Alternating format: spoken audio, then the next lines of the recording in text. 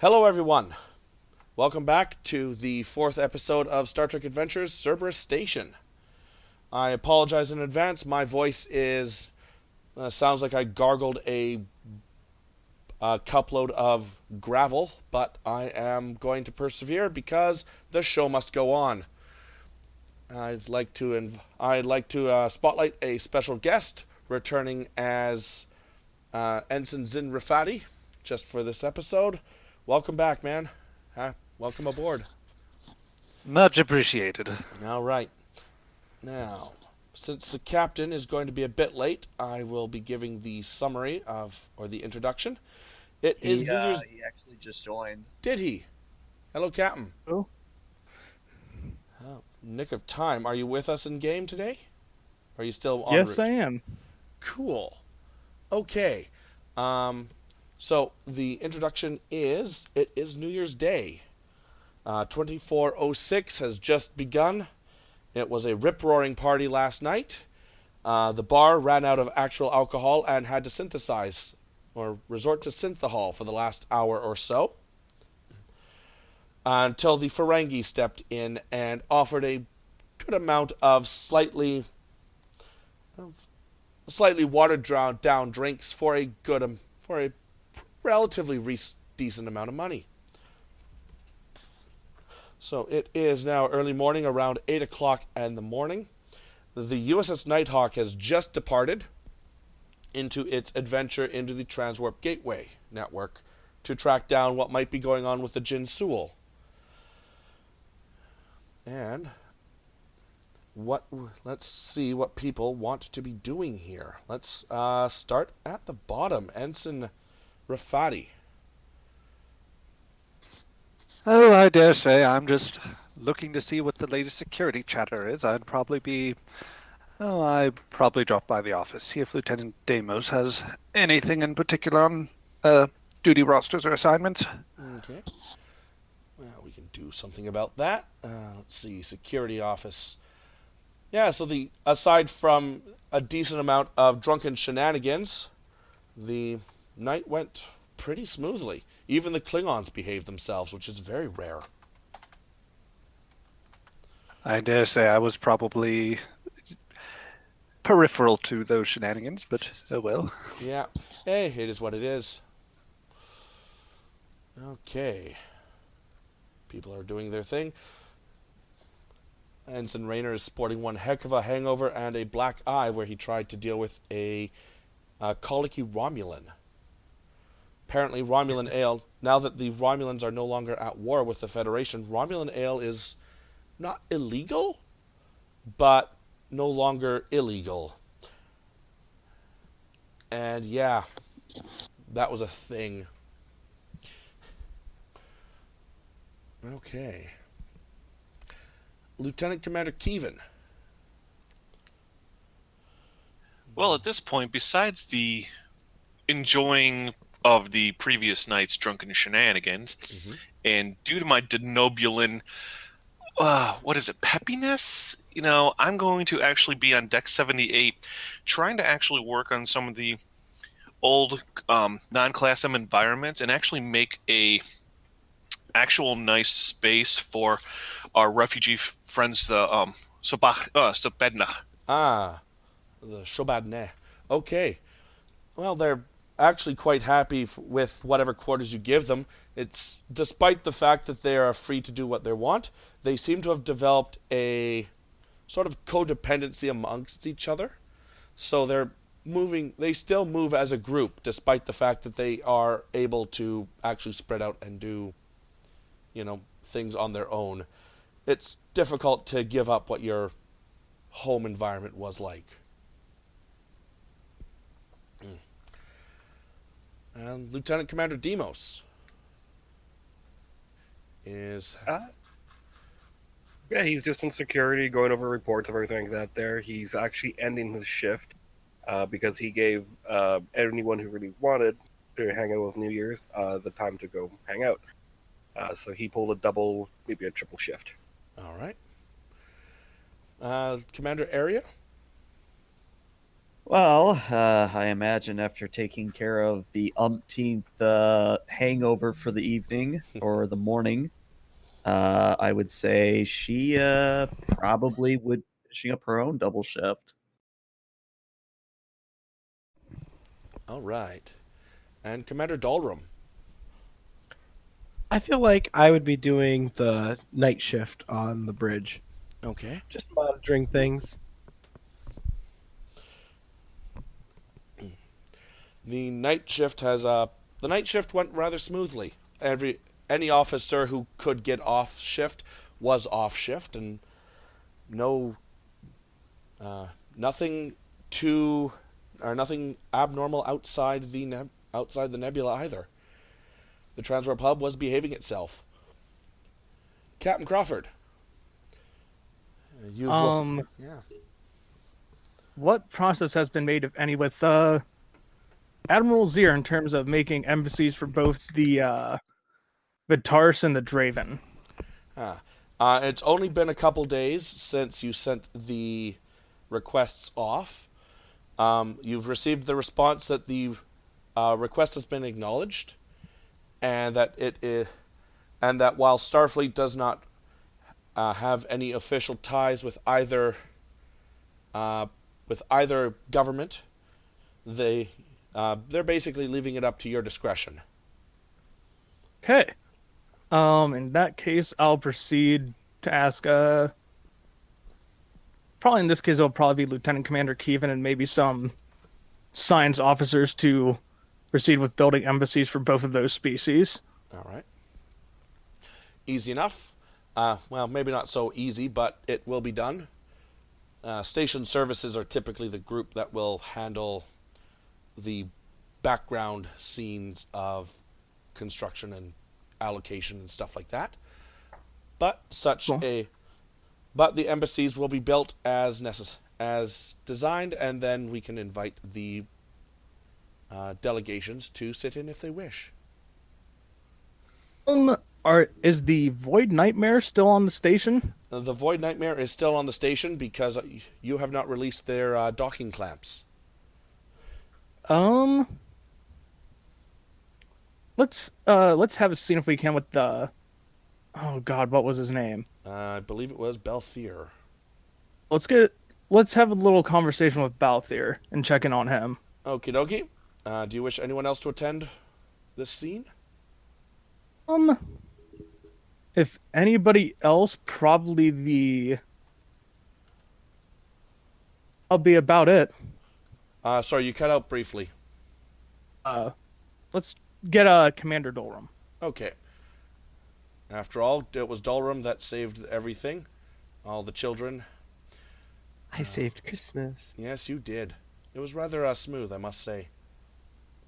Okay, so we have Captain Niles Crawford and Commander Dalrum. There's the chime at your door there, Captain. Balthier strides in. He is far cleaner than you've ever seen him.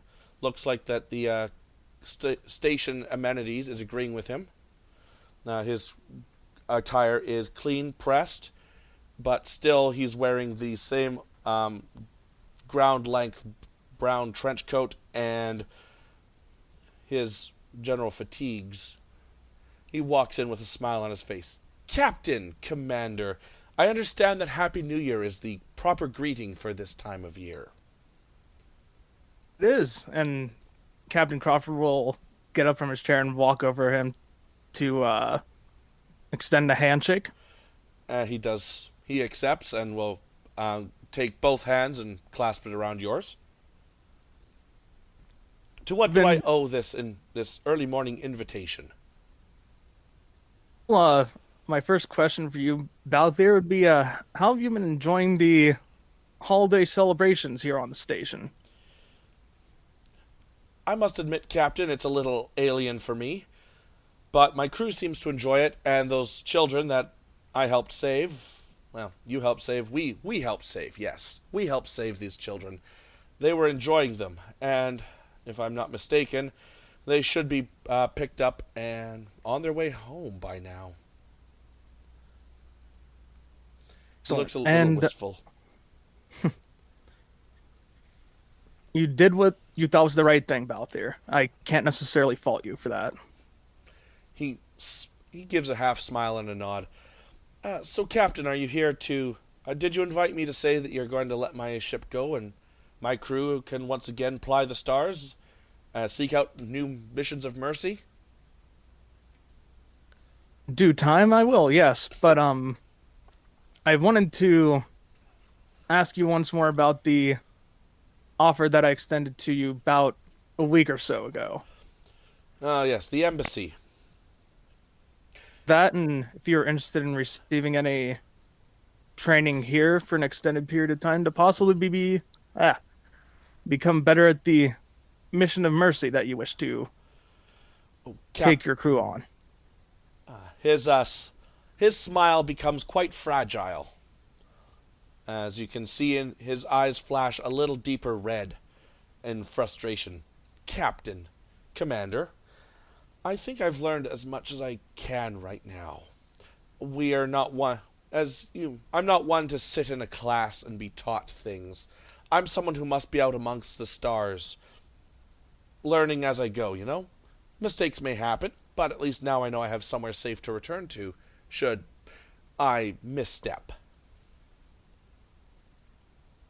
I didn't mean to insult you if that was what that meant to you. Not at all, Captain. Your hospitality has been most gracious. However, I must request that permission to depart. My time here is running up, and if I stay any longer, half my crew is going to defect to Starfleet. Well, in that case, I wouldn't want to force certain beliefs among your crew. I will send the message down the line to have your ship be made ready to depart. Splendid, Captain. Commander, always a pleasure. You must send me the recipe for, what were those, the Jaffa cakes? I'll make sure that the recipe gets sent. Splendid, splendid. Is there anything else that you would like before you leave? Do you guys need any rations or supplies that we can help load you up? The large-eared ones, the Ferengi. They've actually made quite a generous offer for us and as potential future trading partners. They've given us quite a generous down payment. The Ferengi can be very good allies. Just be cautious and always keep your paperwork and read it with a fine-tooth comb. He sort of chuckles. I understand, Commander. Captain, a pleasure. Balthier, safe travels. And he does a quick spin on his heels, and he is out the door before anyone can stop him.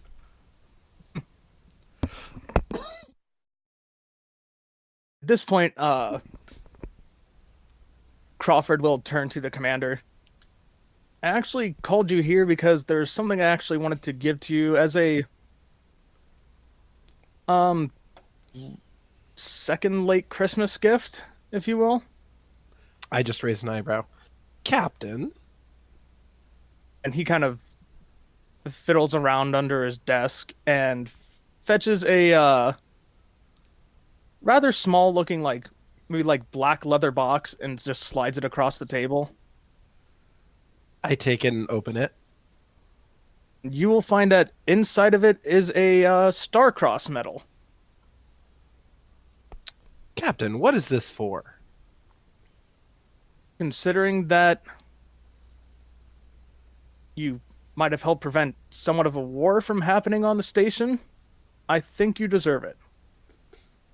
I was just doing what I was taught how to do. Sometimes, I overstep myself a little. You are the captain, and sometimes I go with ideas a little quickly, but I do appreciate it, Captain. In case I think you went above and beyond what you were taught. Congratulations, Commander. Thank you, sir. And I hold out my hand to shake it. The captain. I'll gladly take it. now I have a story to tell Abatu of what happened. He wasn't too thrilled that I took the night shift, but I figured somebody had to do it. Please, unless there's anything else for me, that's all I needed you for. All right, sir, I'll head back out to the bridge. And on that note, Captain Crawford, please report to the operations. I guess we're both On going my out way. to the bridge. All right.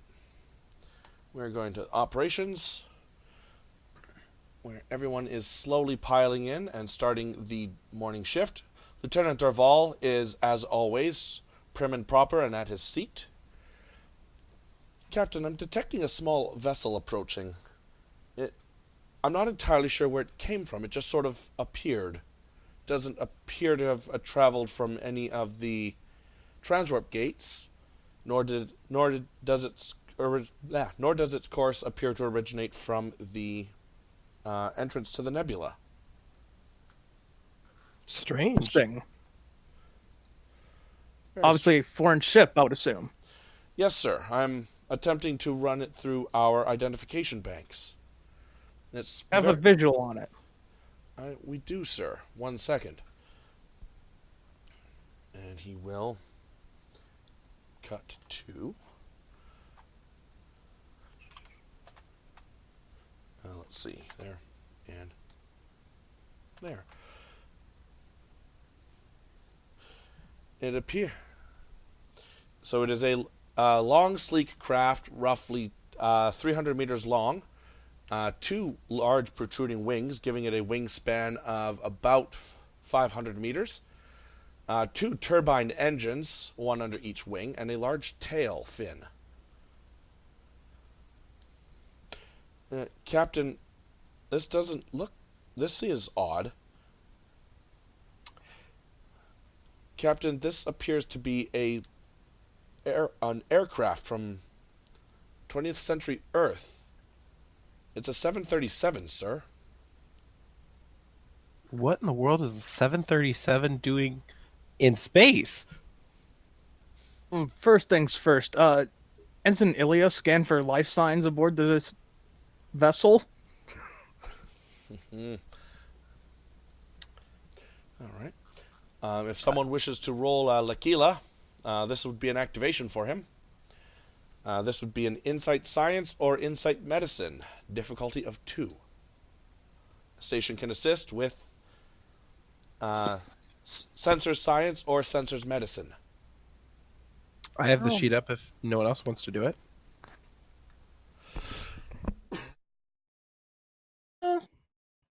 Yeah, I'll let you go ahead and do it. So, How do we feel like sensor operations for new focus?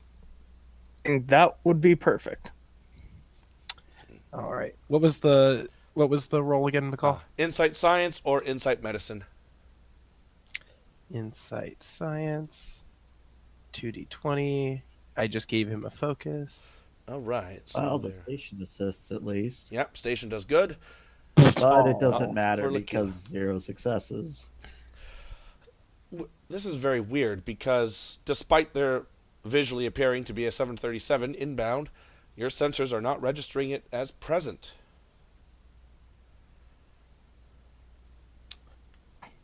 Well, sir, it's a sensor ghost as far as I can see.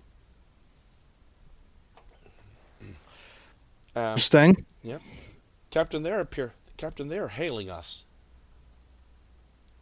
He kind of just raises an eyebrow and just legitimately just like on screen Audio only, sir.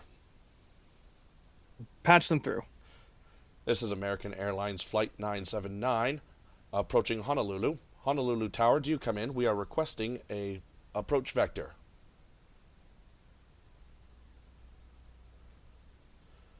I'll just kind of like he is legitimately confused right now. American Flight 979. This is Honolulu. This is Honolulu Tower. Approach the landing at this vector, and he'll give This is gonna sound. He'll give coordinates for one of the docking bays All right. as the vector. Tower American Airlines 979, confirming approach vector. Speed is good, wind is good.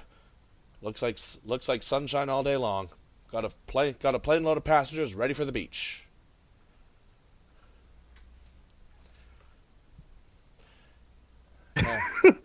Acknowledged American Airline. And with that, the Boeing 737 will enter the docking bay.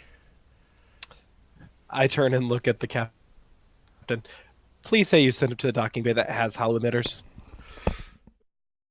Of course I did. So, Ensign Rifati, just for the ease of story, you are on docking bay duty, making sure that the Draven and the Void Nightmare depart as normal. Docking bay 12, the receiving area, literally, as soon as you set foot into it, it actually changes. You instead appear at instead of a regular terminal, or instead of the regular airlock that you're used to, it's instead is a terminal gate. With apparently visible atmosphere outside. Oh dear. Yes, it's quite a nice view, I must say. The sun is shining. It's a lovely day. And to think that I almost stopped being surprised walking around this station. But that's still probably not right. Docking bay 12 to bridge to command. This is Ensign Rifati. What? The captain. I understand your confusion.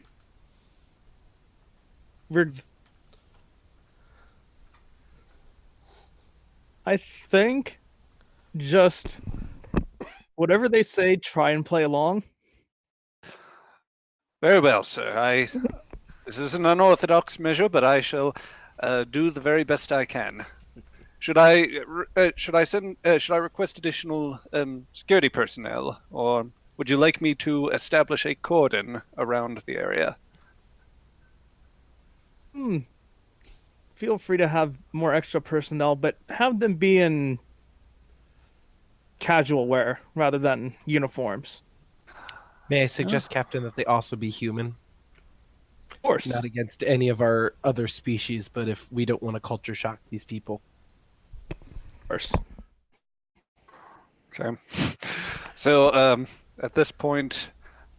Oh, he might actually have been a lieutenant, and I just forgot this whole time. Yeah, it looks like LT seems to be the rank of the day. Okay. Congratulations, you got promoted. Yes! All right. One session back, and I'm moving up in the world. Okay, in that case, Lieutenant Rifati is just going to, get behind, a reception desk area and pretend like he's supposed to be there.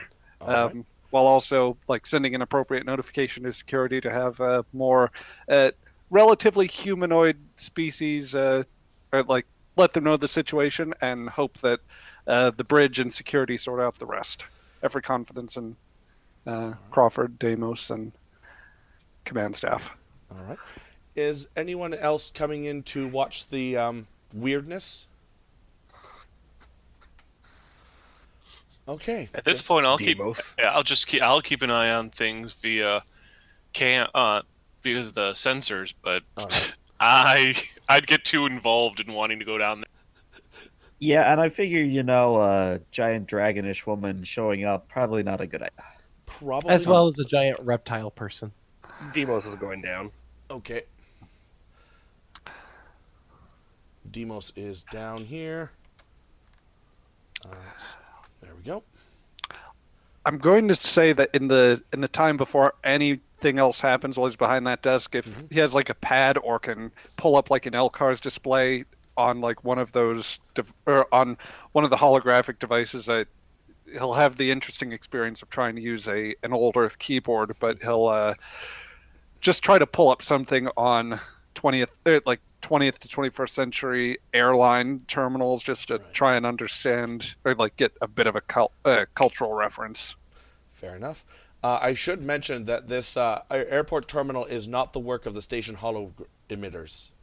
This just appeared.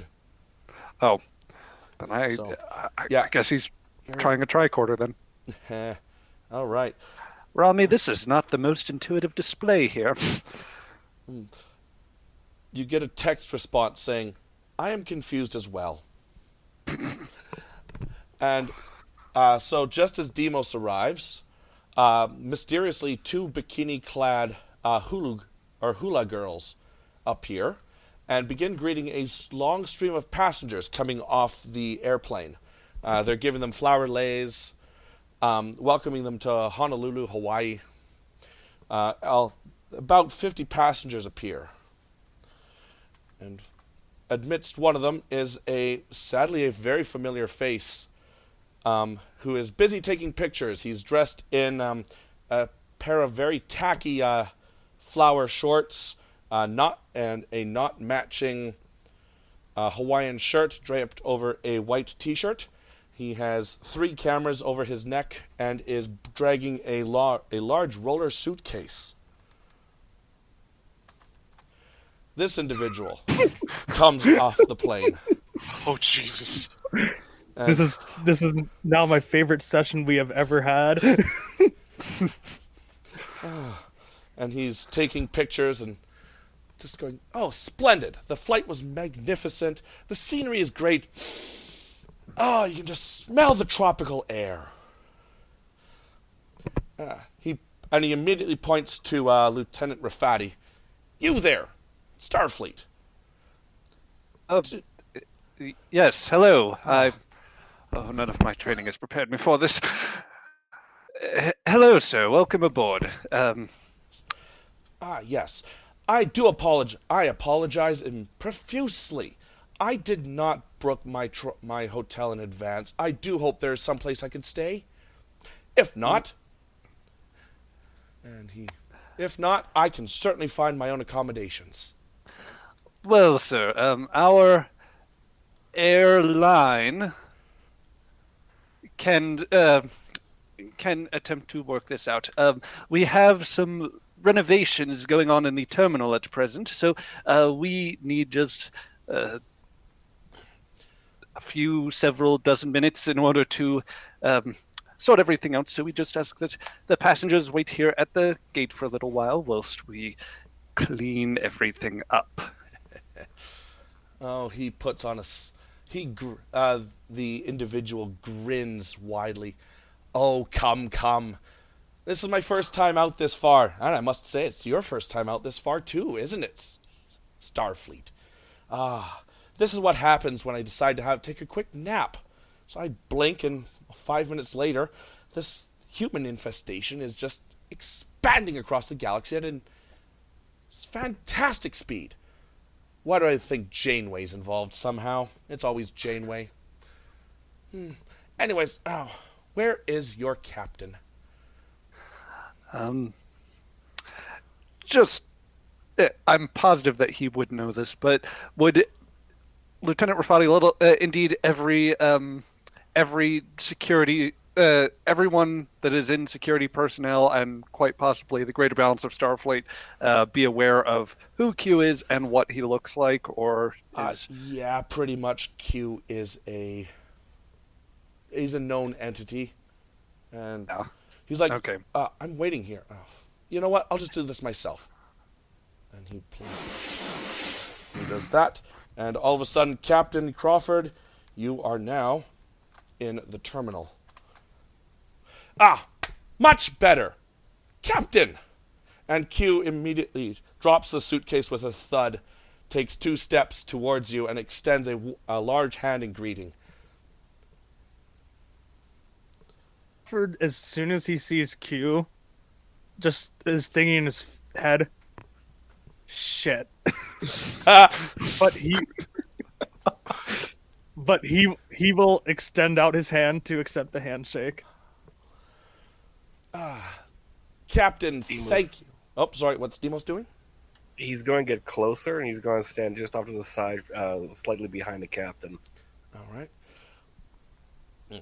Captain, and he takes a quick second, thinking of a name. Crawford, yes. Crawford, yes, of course. Thank you so much for extending your station's hospitality to me in my time of need. Well, not need, really, just want and desire. That's just how us entities, our ageless entities are. You take a step back, you look away, then all of a sudden, you're here. You weren't supposed to be here, but here you are. I just had to see it for myself. He takes a look at Demos, then back to Crawford. I mean, I liked Mr. Data, but this seems like a step down, design-wise. Not so elegant, are you? And he takes 2 steps up and sort of taps on your metal noggin. Hello. Stares deep Hello. into your eyes. Oh, this is interesting. Captain Crawford, you didn't tell me you had any of these in the Federation. And he literally sticks his head inside of yours, Demos. Echo. Wow, there's a whole galaxy in... Mr. Robot Man, you are impressive. Thank you. Now, Captain, about my stay.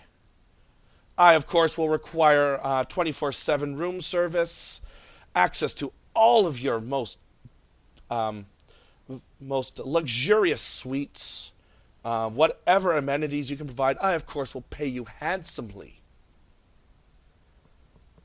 Well, pay me in what, Q? Starfleet doesn't necessarily handle in material things anymore. Oh, Captain, I can offer you whatever you want. Perhaps you would like, 100 bars of gold-pressed latinum, or maybe 1,000.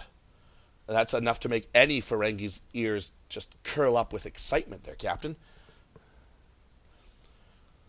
Or if that's not your thing, I could probably get you any man or woman this universe your heart desires. I know being out here must be so lonely for you.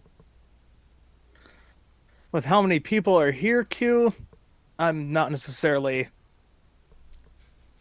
looking for something like that right now. There's more pressing things out here.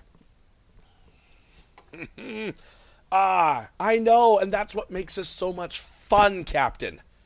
You are out here in the bare edge of unexplored territory. You don't even know what you have nearby. All the things you will see, the things you will discover, before it's too late, hopefully. Now, He says before it's too late, he kind of raises an eyebrow. Q just does a, ooh, me? Did I say something? And covers his mouth playfully. Now, there's Mr. Robot Man. You must be the bellhop. Here, take my security or take my suitcase and escort me to my quarters.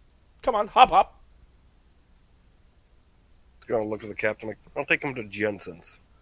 And we'll pick up his luggage. Does Q follow Demos out? He does indeed, while being sure to use any one of his cameras to take as many pictures as possible. And as soon whenever as whenever he leaves, he'll turn to Rafati and just be like,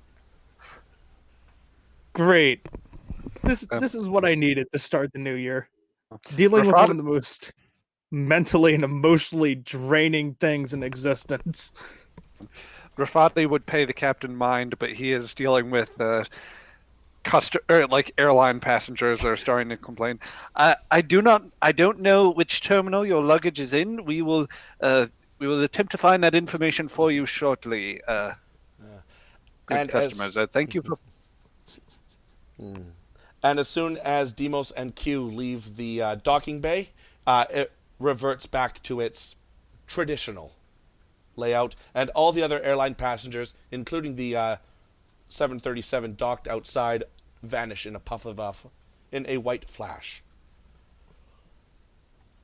Immediately after figuring out who's here, he will simply just send out a message to the rest of the senior staff and whoever else will be important on the station with just one letter.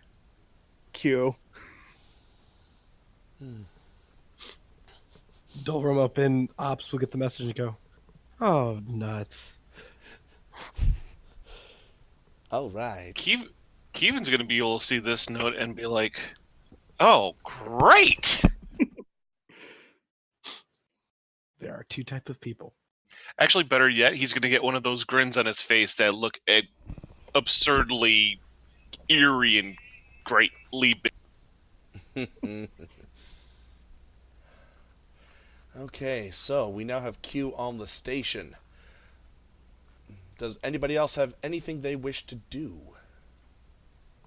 ELH, you've been quiet. Anything that Arya would like to do? Heck, even Hamasi, since Hamasi's still on the station. If Hamasi is still on the station, I think she would like a word with Captain Crawford if he can get away from Q for a moment. Oh yeah, Q right if now not, is... I know Usha would be interested in talking to Q. Either would do just fine. Okay, let's have a captain on captain session, probably in the captain's room.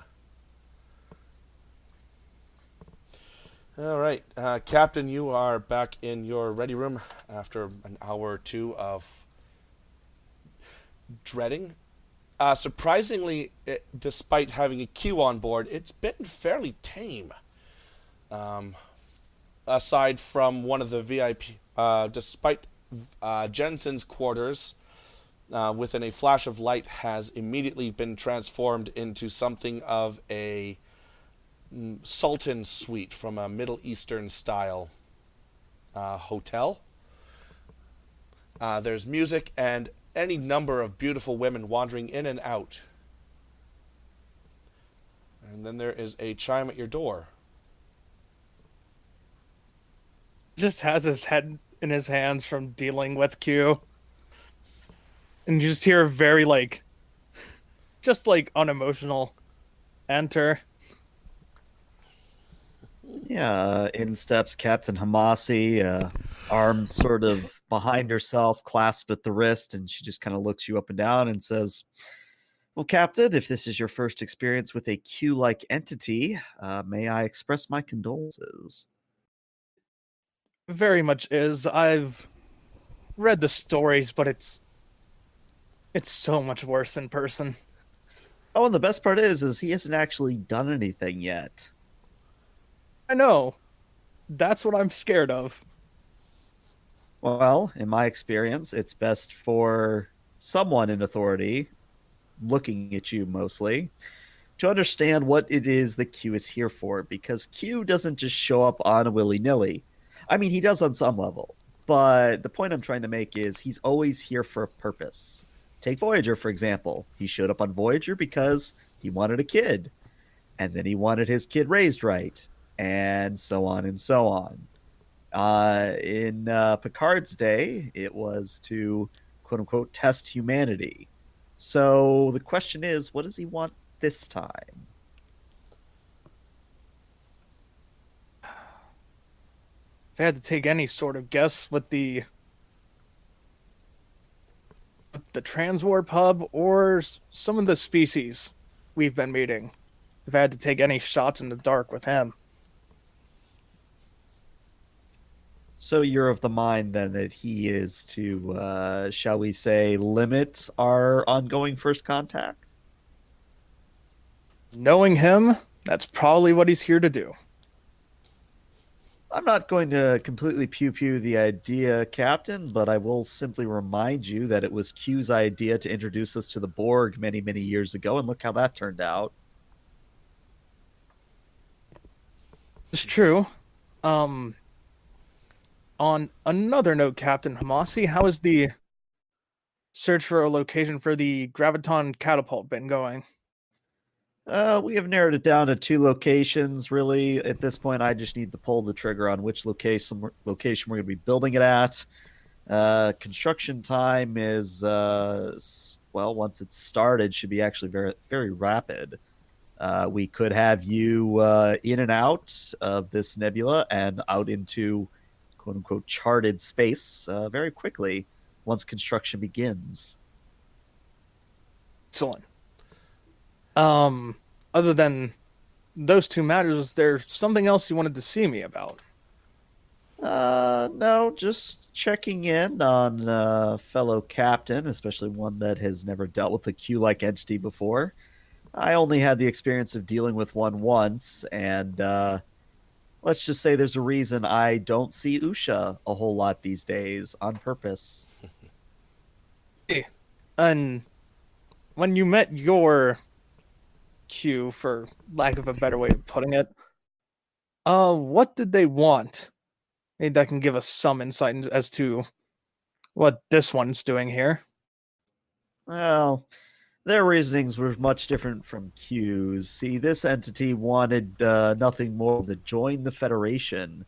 I don't think Q's quite here for that. I can certainly agree on that. Anyway, Captain, if you get too far over your head, just give me a call. I'll be in touch. Of course, Captain. Thank you. And Hamasi walks out. Lieutenant Commander Demos. Yes. You are in security office when all of a sudden you hear one of your ensigns is calling for security backup needed to the aquatic facility. Bring a net. And you hear in the background some horrendous splashing followed by some screaming. He's gonna get up and like, Rami, Yes, Demos. Poseidon Protocol. Yes, Demos. Flushing the pool. No, that's the other one. Oh. That's Project Poseidon. This is Poseidon Protocol. Oh, apologies. Flooding the pool. He's just gonna shake his head and head on down. Okay. And I only now just realized I haven't actually uploaded the pool, so we're going to go to the Imagination Station. The aquatic facility of Deep Space 15 is a fairly large facility, almost Olympic-sized. As Demos and a pair of security officers are making their way towards the main entrance to the pool, you see a large lizard, or a large eel, I should say, swimming back and forth in the pool. This eel would be roughly 50 meters long and swimming in a tight figure 8 with a large maw open. Rami, what is that thing? This appears to be a Klingon thrashrick worm from back before Kronos' seas bubbled away to nothing. Very curious. I am unsure how it appeared here. Is it gonna survive in the pool? It seems to be surviving quite well.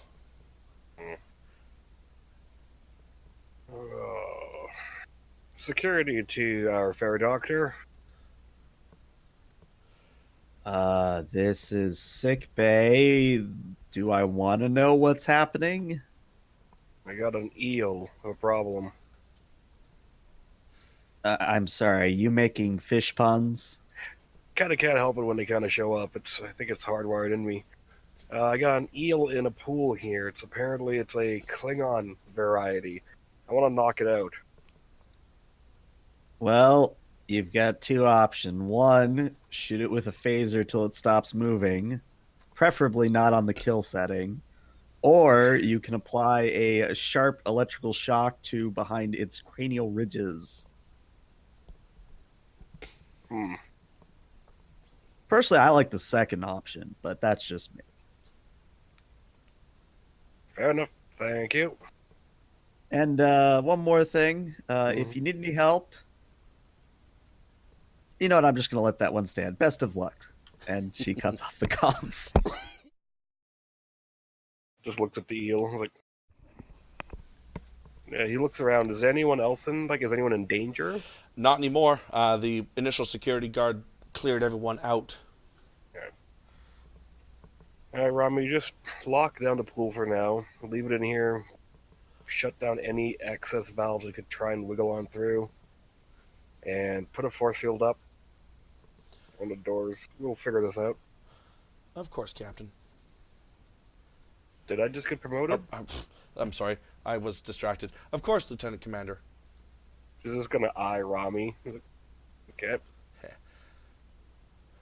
And as she begins to clamp down everything, there's a small flash, and the eel turns into this guy in a pair of rather revealing swim trunks, and he is now holding his breath, swimming up to the glass door that is now barricading him, and he sort of knocks on it and waves. He just sighs like, interesting attire there. He looks down and then swims right through the glass and will gracefully step onto the floor in front of you, dripping water. Must you interrupt my swim? I was having such a nice time. It looked like it. Next time, if you wouldn't mind, could you give us a heads up? You caused a lot of people to have a panic. Resort management here is abysmal. Seriously, can't a Q just relax for once? Without panicking people, causing riots. Last time I tried to cut loose, the planet burnt to a crisp. I was just having some marshmallows. Uh-huh. You know, I've read about your whole species or whatever you are. But you apparently are the one we've had the most interaction with. Are you okay? How are you doing?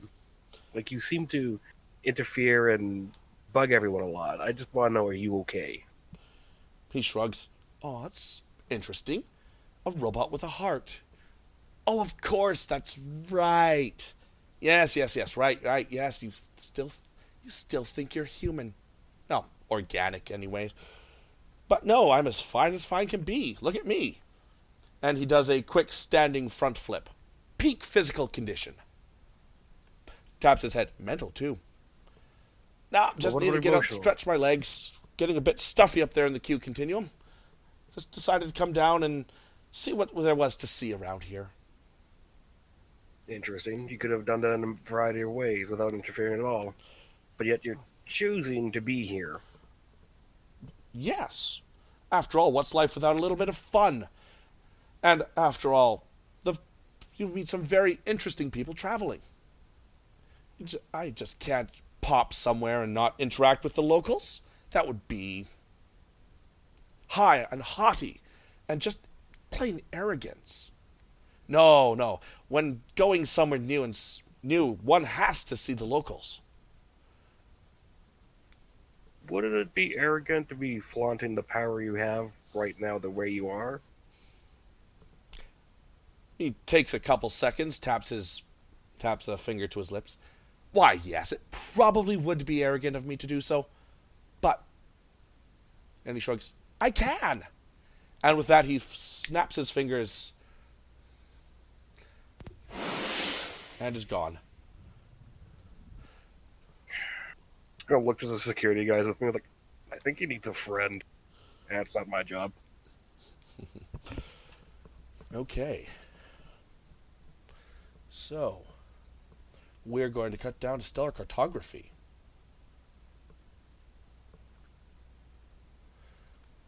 Where Lieutenant Sullivan Barnett, you have been working hard for the last few days, completely ignoring everything that has been going on in the outside world. It has been this is now 3 months into your term here.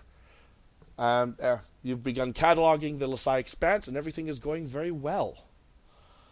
All of a sudden, you notice a very weird discrepancy in your database files. What has been explored and mapped, the area appears to have doubled in size. Like, all this magical data has just appeared in your console. Oh, man, I hope I haven't let a raw in here recently. Racing with my astrometric station.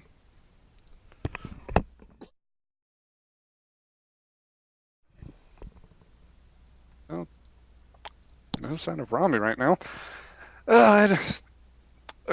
Let's see. Stellar cartography to engineering.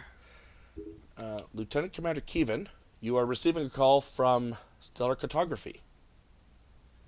This is engineering. Go ahead. Okay. Sorry, different voice than I'm used to. Are you running any sort of computer diagnostics of any sort? Like, have you been noticing any anomalies, discrepancies? He's starting to wave his hands around now. Not since the Christmas Day issues. I've run a class 1 or level 1 scan of all the systems since. Now, Sullivan Barnett, you believe that today is July the 15th. Yeah, no. This is... I realize this, and someone's pulling my leg here. I'm not a fan of this. Okay, can I get your supervisor? Or, like, can I get someone that isn't going to pull my leg here? I'm doing important work. Some of the most important work on the station, I dare say. And, I just want to work with... I just want my lab to work. And I have more data than I've put together, and I've put together quite a bit here. So, I'd appreciate something serious, please. Who is this again? This is Lieutenant Marcus Sullivan Barnett, Chief Science Officer of the station. Lieutenant Sullivan Barnett. Who are you? I am the Chief Engineer. I am Lieutenant Commander Kevin. That's not possible, because the Chief Engineer is Lieutenant Larse Yamato. I don't know... look, maybe another ship's docked here. Maybe the comms are crossed. Look, I don't know who you are, what's going on, but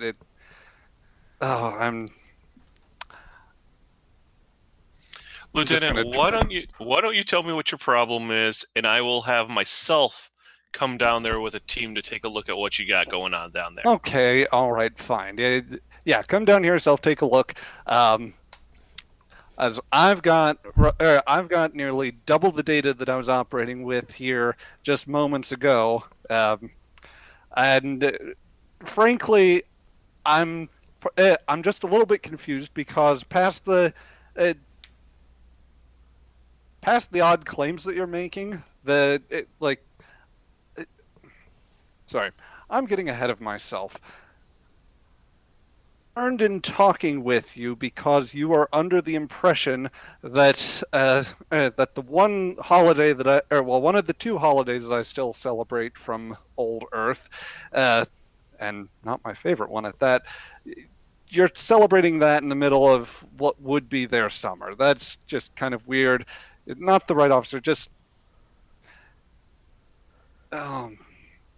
send me a team. I'm in stellar cartography, so. You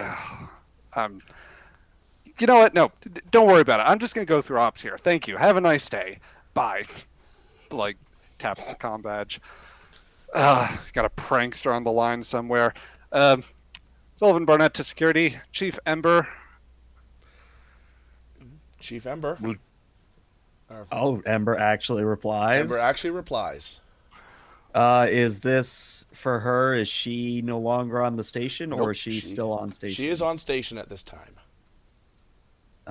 This is Master Chief Ember. What is it I can do for you, Lieutenant?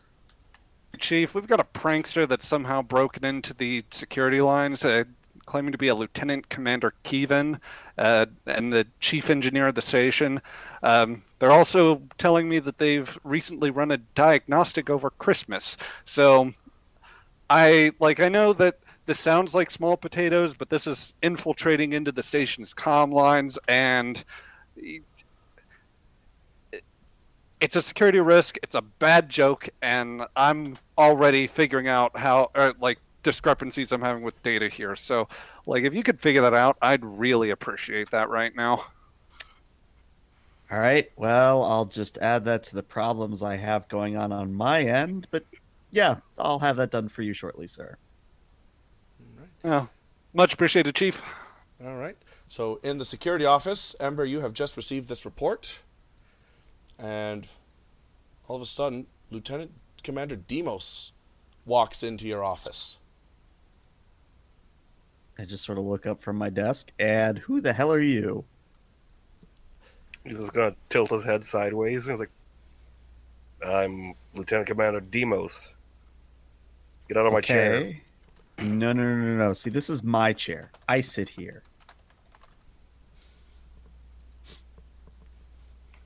Okay. Q. Get out of my chair. I'm sorry, Q. I'm sorry, Yeah, did someone you. call me? He looks at Demos and Ember. Oh, this is interesting. Oh, I can't wait to see where this goes. And he materializes a chair and starts eating popcorn. I didn't know that this resort was going to offer a show too.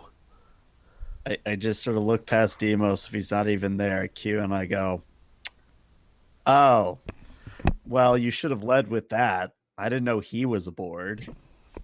I didn't know you were aboard either.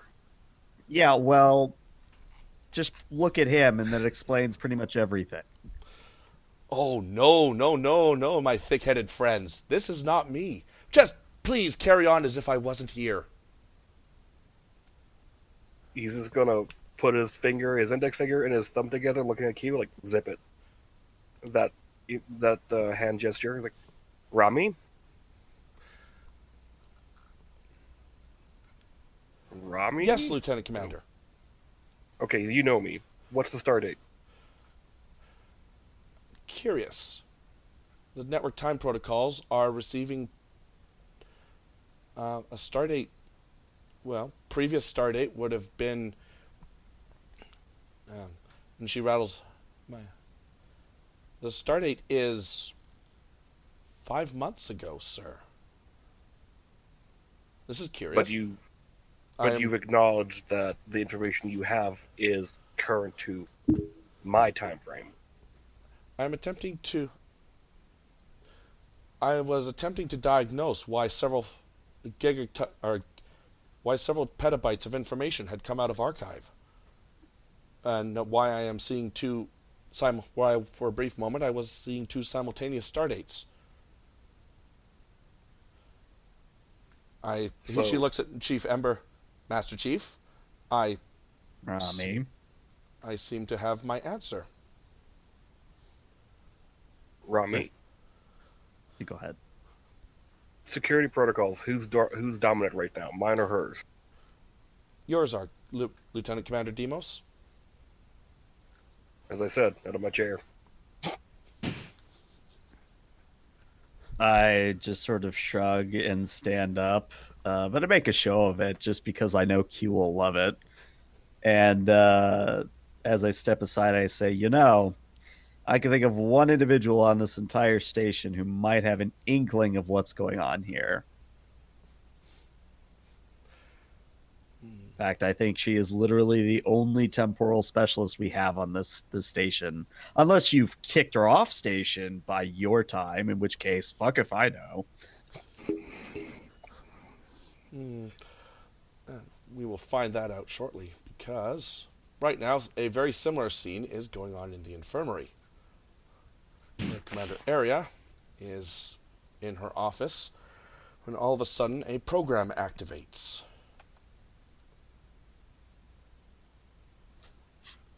Please state the nature of the medical emergency. Who's changing the lighting? I just sort of look at you. Area sort of looks at you a little confused and says, Mr. Galen, I was not aware your program was still on station. What do you mean? Well, as in X months ago, we transferred you to a different vessel and you left Cerberus Station. Interesting. I do not perceive myself to be a backup. Rami, what the hell is the current star date? The start date, and a very similar conversation commences. For a brief second, I saw two simultaneous star dates. One star date of January 1st, 2406. Now I'm currently reading July 15th, 2405. Well, I don't hesitate to say that's probably why you are here, Galen. But why? I haven't the foggiest idea. Interesting. I assume my program must have become unstable when I was decommissioned. I was told that this would be a long-term posting. Just sort of look at him questioningly. What is your last memory? GM, a little bit of help. Last memory was studying the space squid. We had encountered a rather unique spacefaring creature, a squid. I believe that is the last memory I have. I can't seem to access anything further. Interesting. Well, in case this is some sort of temporal paradox, I will not tell you what is to come. However, suffice to say is you do leave this station under your own guidance as your own being, and I come in as your replacement. Interesting. I will not peruse the internal database any further. That would probably be for the best because even though I'm Starfleet intelligence, even I don't like it when the Department of Temporal Investigation shows up. Are my armbands still here? I believe we kept one around just in case, and I go digging in my desk drawers to finally pull out an armband. Here you go. I can help you with an organization skill set. Just put it on slowly. I mean, if this is the harbinger of things to come, I get the sense that sickbay is either going to be very full or very empty. So I'll take whatever help I can get. Okay. All right. Well, I'll get to it. Right. And I just sort of hand you a pad. You can start by finishing those culture samples that I had running, because we don't want to have such things running if we're going to have an influx of patients. Very well, Chief. And he'll easily adjust to the circumstance. Okay. Up in ops. Commander Dalrum. Yes. You're getting a communication from Lieutenant Sullivan Barnett, who has not been on station now for about 4 months. I hit the button. This is Ops. Commander Dalrum, good to hear from you. Look, I think that we might be having some sort of malfunctions. There might be even some security intrusion. Don't worry, I've reported to Chief Ember, so she's completely up to speed on the situation, and I'm sure that she'll make it a priority. But suffice to say, I've got a considerable amount of data here that I'm only just starting to look at, and it is like shiny and impressive, sir, but it wasn't here a few minutes ago.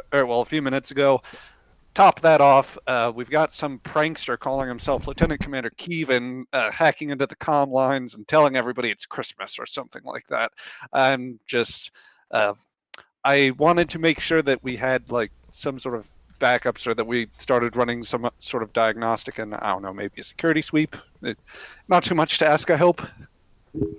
We're also going to run some temporal scans because, Lieutenant, you haven't been on station in over 4 months.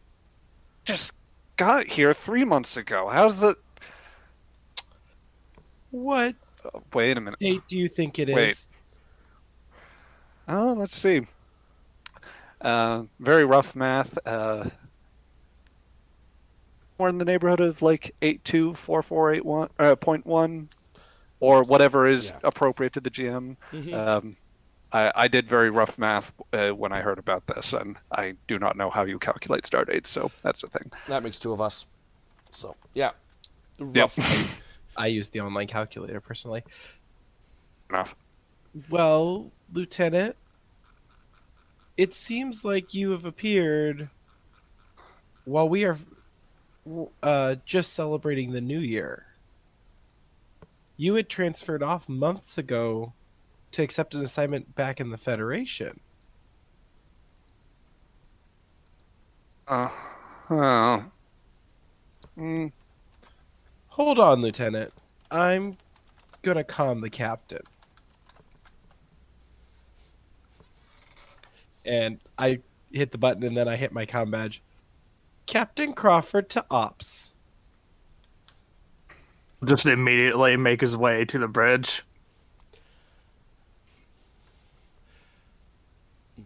As he's in the as you're on the turbo lift, Q or the turbo lift stops. Q gets in, and immediately annoying elevator music plays, and Q just sort of stands awkwardly, and he goes, "So you're enjoying the resort too? Have you signed up for the scuba diving class tomorrow?"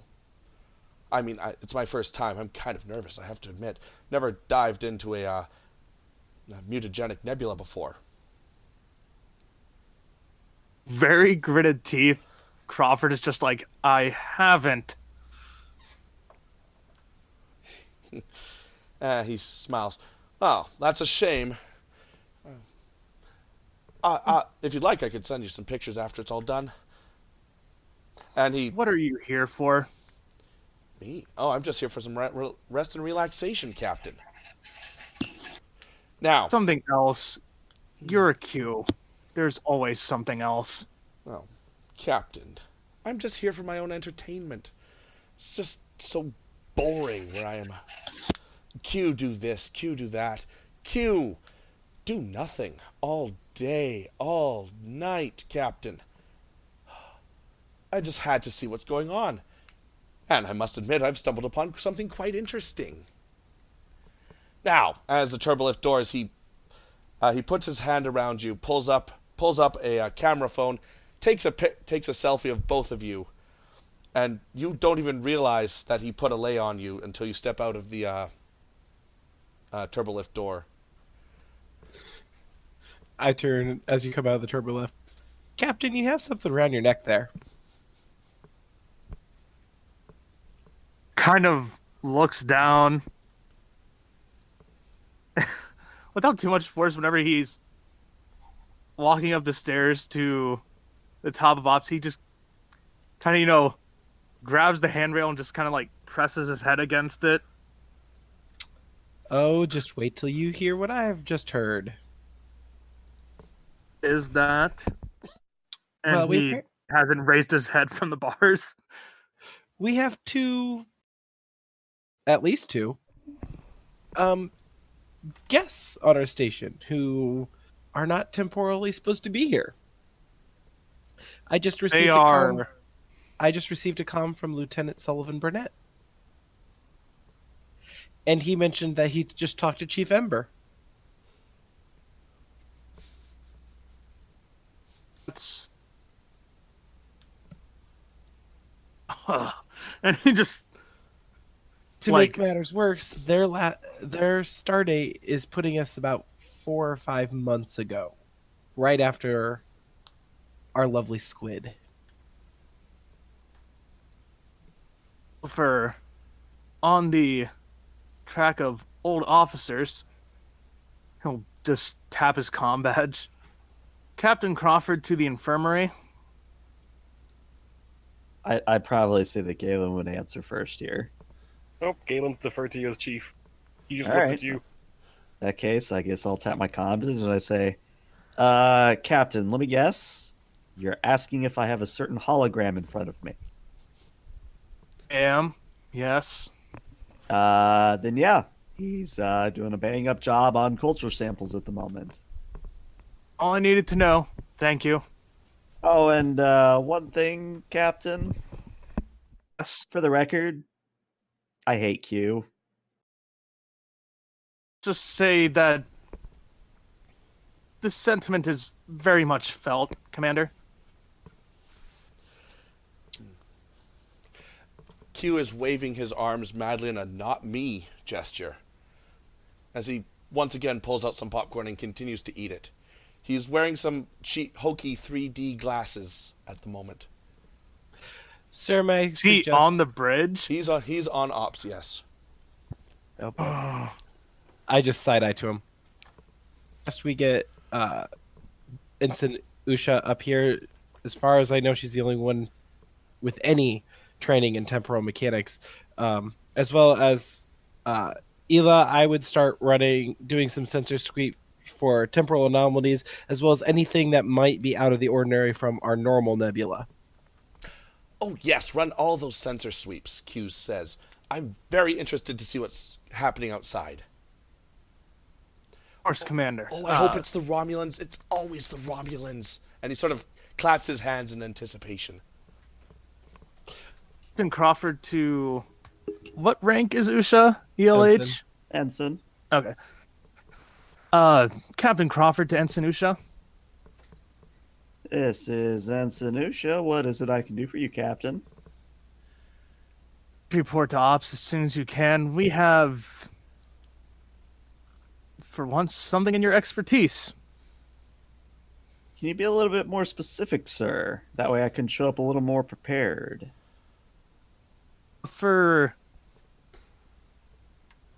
Let's just call it a teaser. We have some old officers here from apparently a stardate dating back to about 4 months ago. Right, I will grab my standard issue temporal kit and be right up.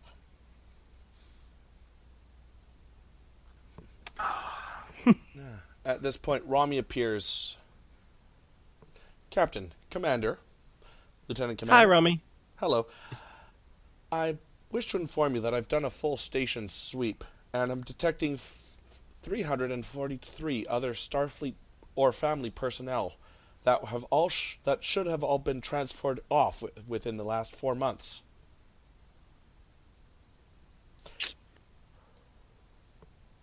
Gives basically like a death glare to Q. Q just continues eating popcorn and just silently mumbles, "Not me." Shakes his head. Sir, Q is not always the reason behind issues. As much as Q showing up typically brings issues if you've looked at the logs. But I'm thinking that we need to do some hardcore sensor sweeps. And it might even be beneficial for us to scatter the Lunette as well as some of the Slipneers to get a broader spectral scan. And That's an excellent idea.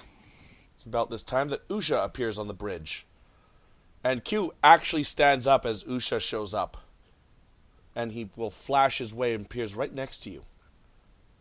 Well, isn't this interesting? So you guys are here now.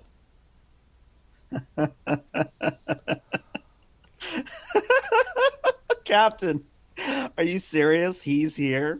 Are you serious, Captain? She's here? Oh, this is rich. Oh, tell me, Q, where's little Q? Weren't you supposed to be assigned to him for all eternity? He's dead. Thanks for reminding me. Oh, that's why I bring it up, because I want to drive that knife ever so deeper.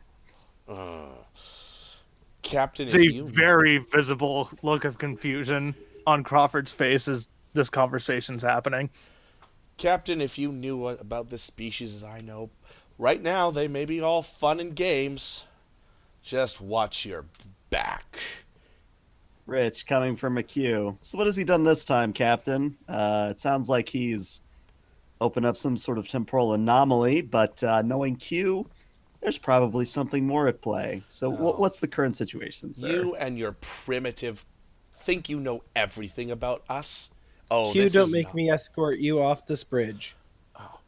I like to think that, like, midway through the conversation, you know that one scene where Guinan and him are doing the finger thing to one another? Yeah. I just sort of do one of those, but I do it in a wave gesture. And, of course, you're Q. You decide if this happens, but maybe it shuts him up for just a second. Oh, yeah. I just do a hand wave, and he shuts up. He'll pause. if these are the type of people you invite at this resort, Captain, I think I'm going to enjoy the next entertainment from my own private room. And with that, he will flash away. Well, now that he's gone, we can finally get down to business. So, Captain, what am I working with here? Well, apparently, along with some of our old senior staff being here, according to Rami, we now also have 343 officers and civilians that were supposed to have been transferred off this station months ago, having been somehow transported back to the station. I see. And Rami, about how many instances of paradoxical conflicts have there been? Has anyone reported knowing things they shouldn't, or shall we say, people experiencing deja vu? Cross-referencing the infirmary and local counselors' records, I'm not referencing any sense of deja vu or paradoxes aside from the station apparently receiving a backup copy in its data core. It would appear that the individuals who weren't on the station, or who were on the station at time of relapse, rode the station, and those that weren't on the station at time of relapse appeared to fill a gap. Then, Captain, this is again a working theory, but my assumption, based on what I've heard so far, is that we are dealing not with a paradox situation, but as a sort of timeline interweaving. You see, time isn't a linear flow from point A to point B. From a non-linear isometric perspective, it's more a wibbly-wobbly, timey-wimey ball of stuff. Noted, Ensign. I see. And is there a way to... Or is it more complicated than just correcting it? Well, the first thing that happens when you untangle the timey-wimey ball of stuff is you have to figure out what jumbled up in the first place. Now, any number of things could be the cause. For example, just thinking of humans in particular, you had a time ship of your own, the original NCC 1701, the old Enterprise, that traveled no less than, I think, 10, 20 times in the future and the past? And that's only the stuff that we know about. Point I'm trying to make is we have to determine what is the first event that caused the cascading event that has led us to this point. And Ela, how those scans coming? well, that'd be a good question. Let's do an insight science. Whoever, if it's Ela or Usha that wishes to take it. Insight science. This is going to be a difficulty of 4 task. So Ela can lead, Usha can assist, Usha can lead, Ela can assist, or someone can lead and the station can assist, however you'd like to play it. I think our best bet would probably be to have Ilya lead, because he does have chronological anomalies as a focus, and he would be shooting for a 14 with his insight science. He also What's has Usha's? Mine would be a 13. However, I do have the benefit that I can give Usha a value right now, which would let her use determination. Right. And then because Ilya would also, he has a value right now at least. Which is every problem has a solution. Yeah. Most certainly apply here in this task.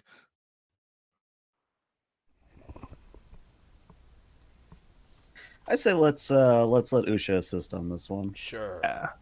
Okay. It was a difficulty 4 task Difficulty for 4. Ilya. Yep. Okay. Is the station still assisting? One can assist, so it's So either or, gotcha. yeah, either or. In that case, we'll have Ilya lead assist, and then Do we want to spend Ilya's determination? I think in this case we probably do. Yeah.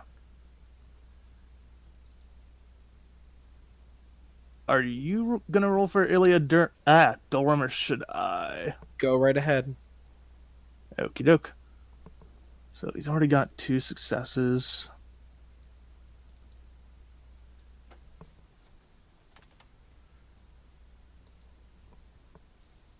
Ooh, that's okay. Wow. 1 to That's 20. interesting. That's very interesting. Okay, so Have our 4 successes right now. okay, and there's Now one we have momentum. 5. So we get a momentum. Yep. We want to spend the momentum and give McCall a threat to get rid of the complication. I think that's prudent. Aw, I believe Yeah, so too. let's do that. I agree. fair enough. Okay, what you guys figure out? It's very difficult tracking things through this nebula. Even with the station scanners, they're not really geared for temporal scanning. But what you're finding is a lot of chronoton particles are sort of moving through the station and heading into one of the transwarp hub gates. It would appear that time is flowing away. What you're also noticing is that it appears that there is sort of a dead zone around Janus 3, the platinum head, that you guys are sort of caught in like a back eddy around where a river runs around a rock. So time is flowing around the rock through one of the transwarp hubs, and it's not affecting the head and is sort of just causing a bit of confusion with the station and its immediate surroundings. Is it heading towards just the hub itself or a specific gate? It is heading towards a specific gate. This would be a better question from Nia's perspective. Is it the same gate that the Nighthawk came through? No, different gate. Okay. Gotcha. Actually, one question, although I am not in scene. Uh-huh. Is it an active gate? It is an active gate, yes. Okay. It's one that has been cursorily explored, but the support fleet has yet to actually move through it or do any proper scanning beyond it.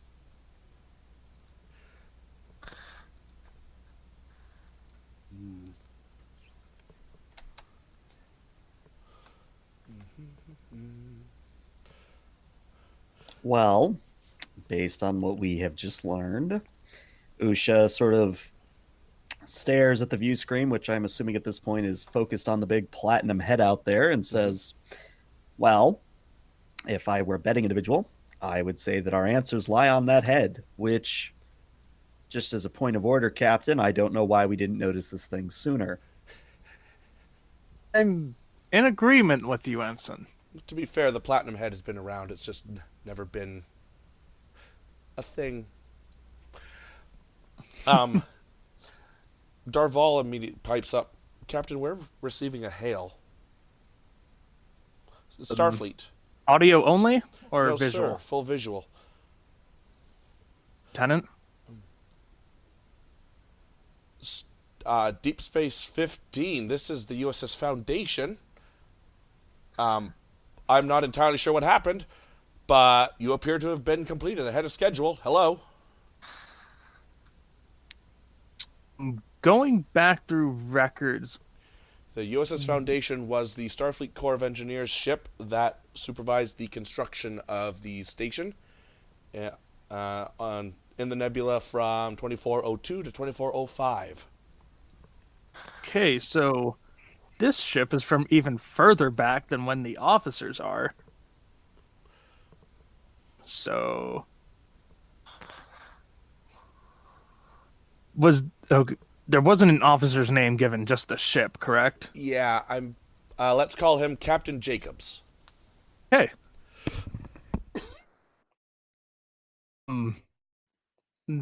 That we have, Captain Jacobs, good lord, I'm sorry. Might I ask, to the station? Sorry, you cut out there, Crawford. I just asked Jacobs what he's bringing to the station.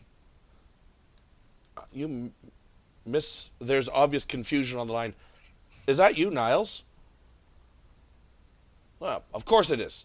You're over there supervising the construction of the thing.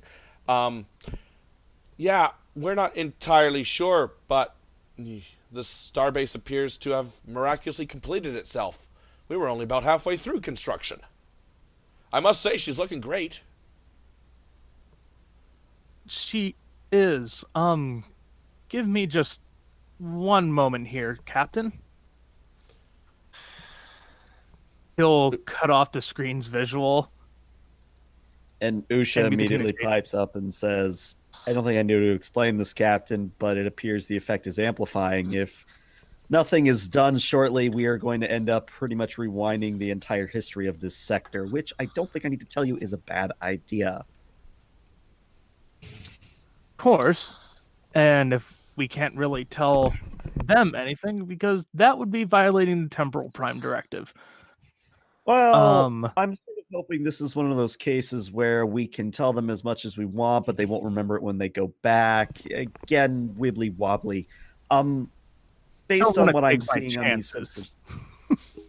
Well, based on what I'm seeing here, sir, we have two courses of action. The first is that we go and we send a ship to investigate the active transwarp hub and attempt to disable it. Or we send another party to the big platinum head out there and scan it, blow it up, whatever. Just get better eyes on it. Either case, I would advise installing chronoton shielding. It would take me, I don't know, 10 minutes, 15 minutes to adapt the USS Voyager's old chronoton shielding to a shuttlecraft. How long would it take you to do it to the Lunette?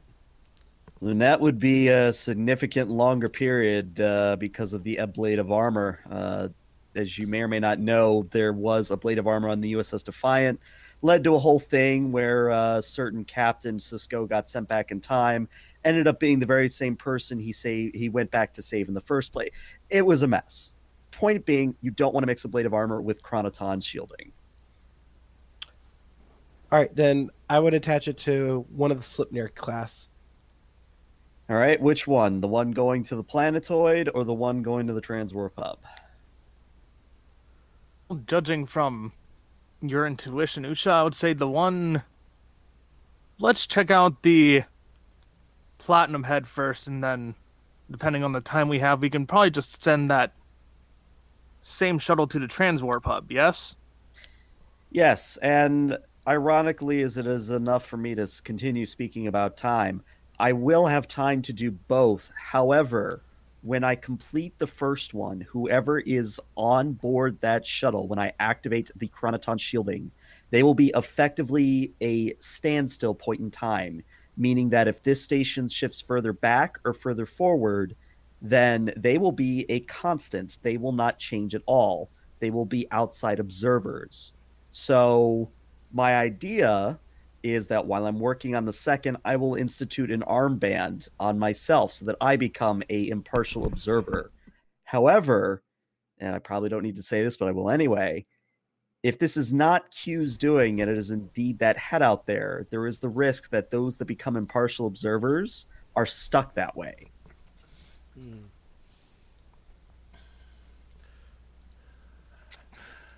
Well, as Q was motioning most of the time he was up here, this is not me, this is not me, this is not me.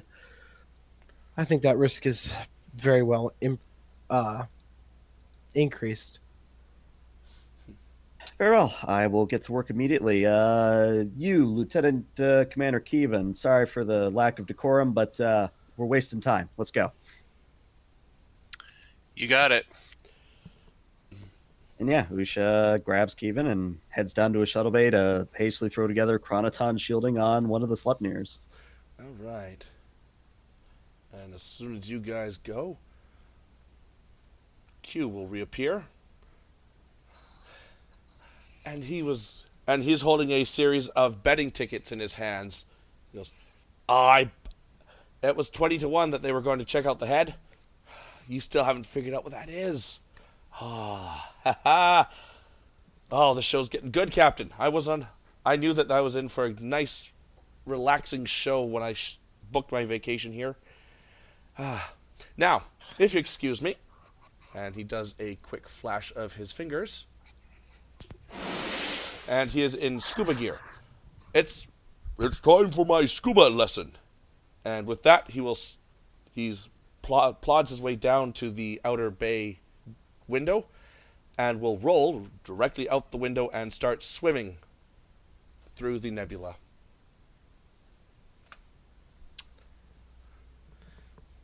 He's an interesting character. Indeed, he is. Dorm, what personnel, if any, do you think we should be sending on this mission towards this head?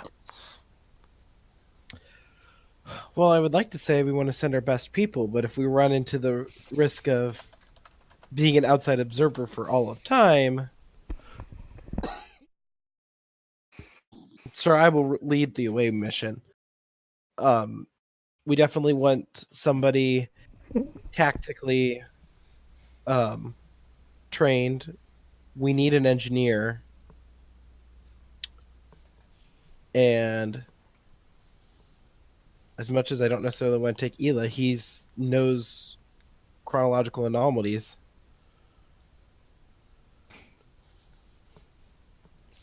The only other person would be somebody at the con.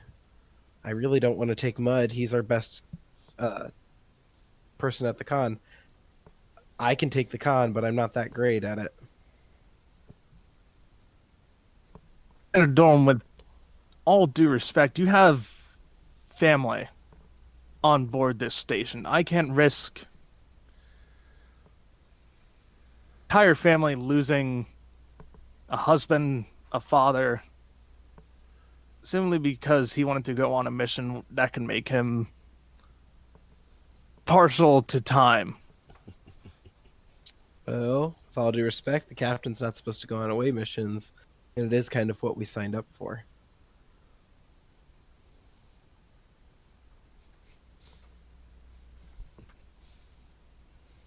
It's probably about then that Hamasi makes an appearance and says, well, then I guess it's a good thing that one of us is trained in con operations. I was going to suggest we take Calvin Jensen.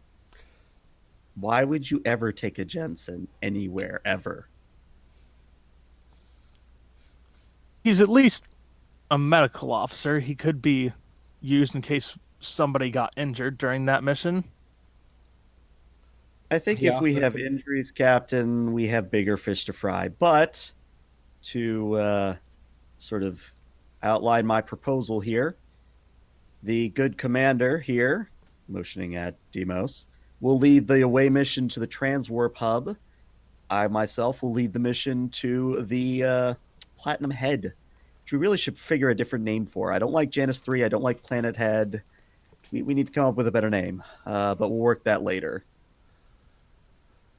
It's at this point, because I find it humorous, that the turbolift doors open and Michael Jensen is really pissed off that someone is renovating the Tholian, or not the Tholian, the Breen embassy without his approval. Captain. At this point, Crawford will send a message down to Demos / any security officer that's still like Breathing with the 2406 roster. Mm-hmm. And have them not necessarily come up to the bridge, but be on standby. Because what was this specific Jensen's rank? It was like relic or something like that. I believe that was the term, yes. Grellic Jensen, we didn't expect a return. We'll have some new quarters prepared for you immediately. What do you mean return? I went to the bar to get drunk, and I come back to my quarters, and the embassy is turned into some weird, over-exaggerated styling of old Earth.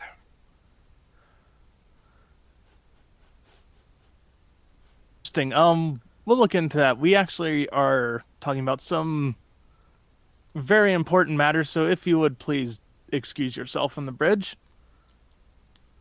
No, I don't think I have to, because part of the agreement with the Typhonic Pact was that you had to share stuff. That agreement no longer exists. Goodbye. What does that mean? And Amasi will actually get up in his face and say, it means either you leave the bridge peacefully or I throw you into the turbo lift. Fine. I'll send a message to the Typhon Pact. You do that. We'll hop into the turbo lift. And we're going to go down to the shuttle bay. You guys are busy modifying a couple Slipneers. Okay, so I'd like I think since this is Usha's thing, let's have a control science or control engineering, and can be assisted with a control engineering or control science from Mr. Keevan. This is going to be a difficulty of 3. Could I swing this as an extended task, maybe? I think that would be a good idea. Sure, let's come up with let's do. Mostly because I think it's good because it gives us a chance to build momentum, and it's because I literally gave her talents to be good at extended tasks. Okay, works for me. Let's do magnitude 3 and a resistance of 2. Nope, temporal mechanics, deflector shield module, deflector systems, anything like that would be a good thing to use for focuses here. All right, let's see. Difficulty 3. We don't have any momentum. I'm going to give you a threat. All right. How about and jerry I'm gonna be rigging for rolling- this? We don't want jury rigging no. unless it's a focus. Or do Yeah, you that's mean what the jury rig talent? Focus, not talent. Okay, yeah, because the talent does very different things. Yeah. Focus in this instance would work quite well. Awesome, I will take that. Oh yeah! Oh, nice. That's All right, 5, so we 6, start 6, off 7. with two Two momentum. Yeah, 2 momentum. Roll me 6. Roll me 6 challenge dice there. 6 challenge dice, and I have Vicious 1 on them. Yes, that's right. Nice. So that's already 6. Mhm. I'm not going to push it. We're going to do 6 work. 6 work. No, wait, there is resistance. Yep. I will spend 1 of our momentum to get rid of those 2 resistance. Okay, so that would bring it down to a work track of 11. And that would be enough for a breakthrough, I believe. Yep, breakthrough, indeed. so the difficulty goes down, as does the magnitude. Okay. You guys are busy working away. Oh, and I tell you what, let's spend that other momentum to half the interval. We are literally having the Team America montage music in the background. Nice. We're doing this at record speed. Nice. Nice. All right, let's do it again. I'm going to give you another threat for that 3rd die. Sure thing. And that's wondering where the temporal sciences department, such that it is gone when he's trying to figure out what's going on in the lab. Yes, if Sullivan Barnett wishes to do something about all this. Oh yeah. Probably having tracked checked with Rami, I'd just see where Usha is as the point person that I remembered from this and head over to the shuttle bay. Okie dokie. All right, so one of the momentum we just got is going to be to get rid of the resistance again. Okay. That brings our work track down to a 5. And then I'm going to spend that other momentum for the halved interval again. Okie dokie. And So, all right, so that's 2 intervals down. Mhm. Barnett's probably walking in as Yep. we're mid-sentence. yeah, Q is just leaning over the shuttle bay, just looking at Usha. You really think the problem is within the head, don't you? Oh, that's just it with your short-sighted species. Think you know everything, and then you take 2 steps out and you lose your path. Oh, I'm looking forward to this. Your species is going to have its day one day. I just fire a bolt of change in his general direction. Like, I'm not really aiming it at him, but just in his general direction. He makes a "you shot me" kind of look. And then Miss Sullivan Barnett wanders in, and Q goes, "Oh." And now a third actor enters the scene. Wait. That what? Oh, well, that makes a little more sense. Usha, mind bringing me up to speed? I figure that somebody's tapped you already. Nods over to Kevin, having no idea who he is. Commander. So, long story short, wibbly wobbly, timey wammy, we're installing chronoton shielding onto 2 Sleipnirs. All right. I need you to Gotta pass be me that mindless hyper spanner, and I need you to invert the gravimetric flux capacitor over there. Can do. And Yeah, we do. What is Barnett will pull. hopefully our last extended task roll. Mm-hmm.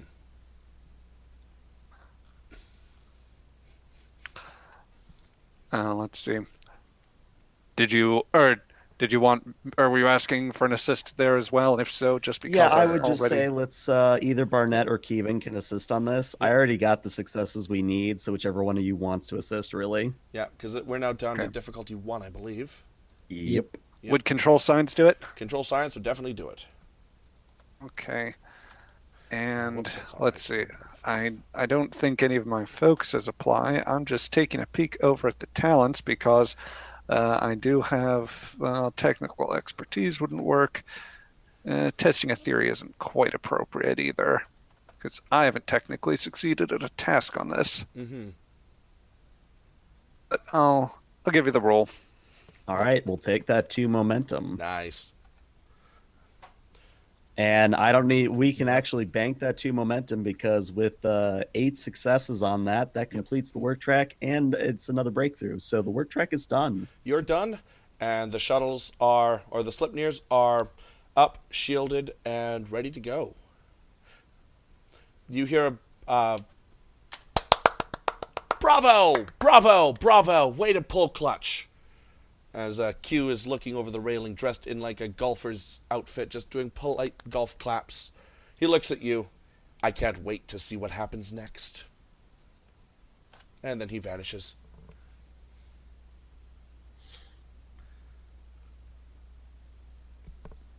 I never understood that continuum, and I never will. But I'm going to figure them out one of these days. Trust me, Well- if you were to know what I know about them, it wouldn't make you sleep any better at night. But again, getting ahead of myself, I tap my comm badge. This is Ensign Usha to Ops. Captain Crawford, go ahead. You've got 2 shuttles and 10 armbands ready to go. All right, in that case, to Captain Hamasi and Lieutenant Commander Demos.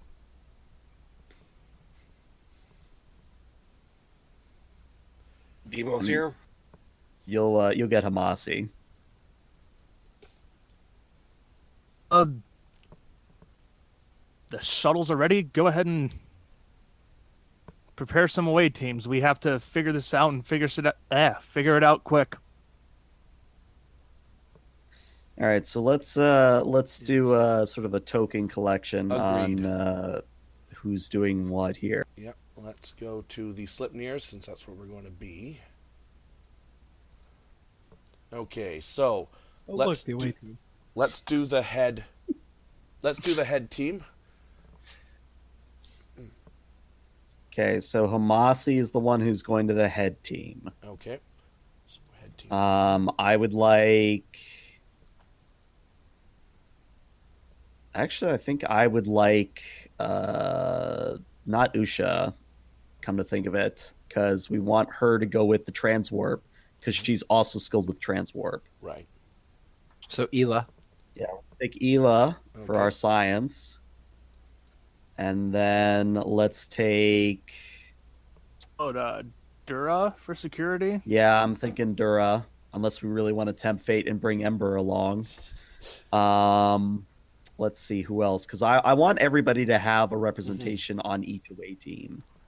So we have our helm, we have our science, we have our engineer, or no, we don't have an engineer. We have our tactical. So we need somebody to play an engineer, and we need someone to be either backup command or backup con.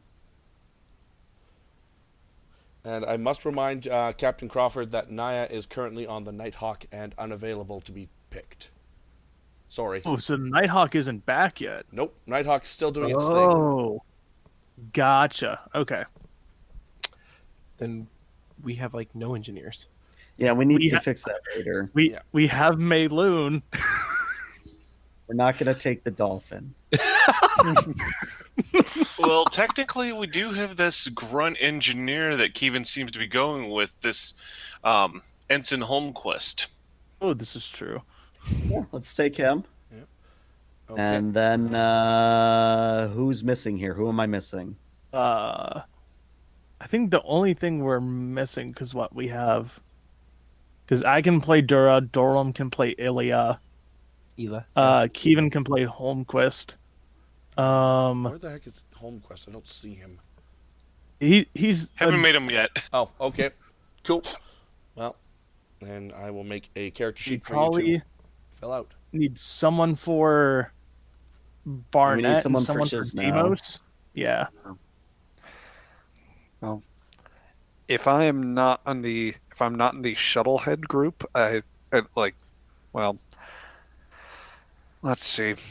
Well, I mean, if you want to be on the shuttlehead group, by all means. Yeah. I'm not particularly busted up. Honestly, if Barnett isn't being taken for either of those, I have an idea for him in ops potentially, but I will defer to how we decide to make up the away teams. Or like Barnett's definitely a choice, but he may.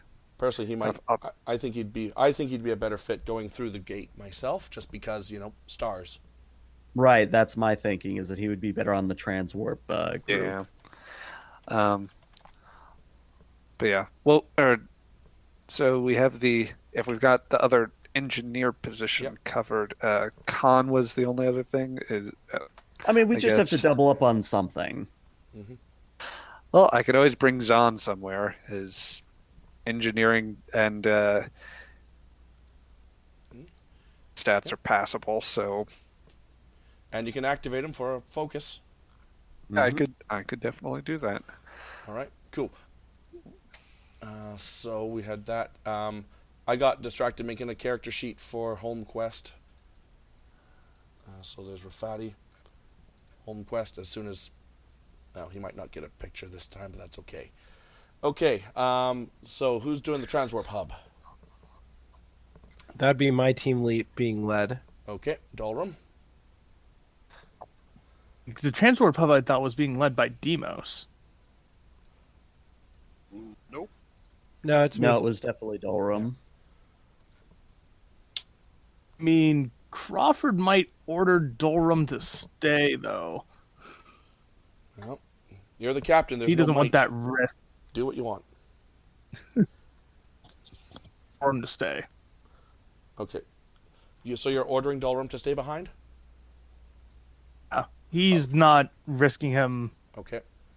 So Crawford's taking command on this? I was thinking of having Demos be the command, but I was thinking about bringing along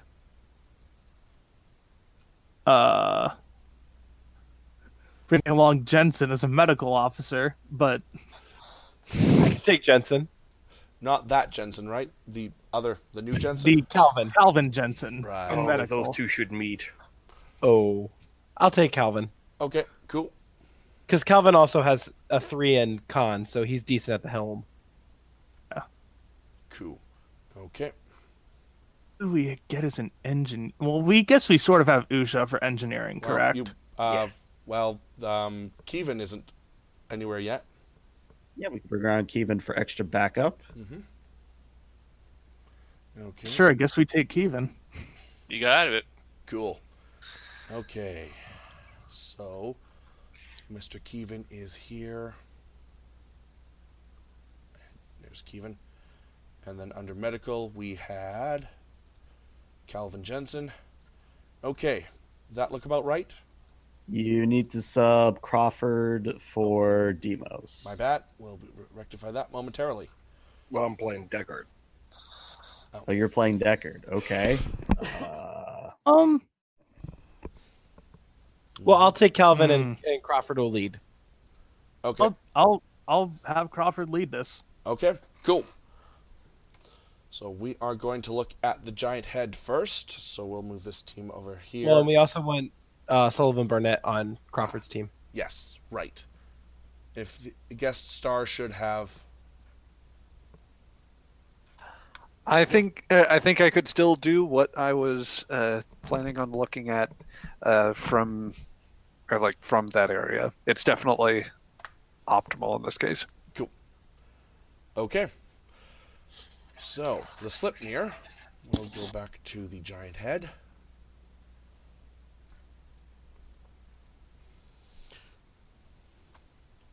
Oh yeah, there's just the random ship. Yeah, the USS Foundation. Okay, we got that. We've got this. Okay.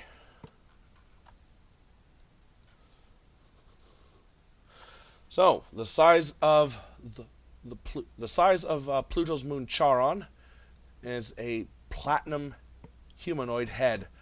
Archaeology teams have been poking at it, but haven't made much in the way of progress. It's fairly smooth. The sensor scans have shown no major abscesses inside its mass, and overall it's a fairly smooth overall.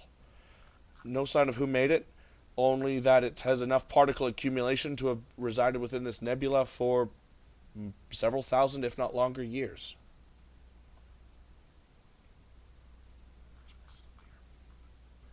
All right. I guess Hamasi would bring the Sleipnir into nominal sensor range and see what the Sleipnir can pick up now that we are right up on the thing. Okay.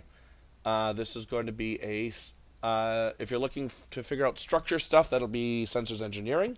If you're looking to figure out, temporal mumbo jumbo, that would be sensor science. I kind of like temporal mumbo jumbo. Fair enough. Difficulty of 3. So whose ship can assist, of course? We'll roll for the Slipnir then. Okay. I'm just going to keep a list of active people on screen here. This is going to get a bit crowded.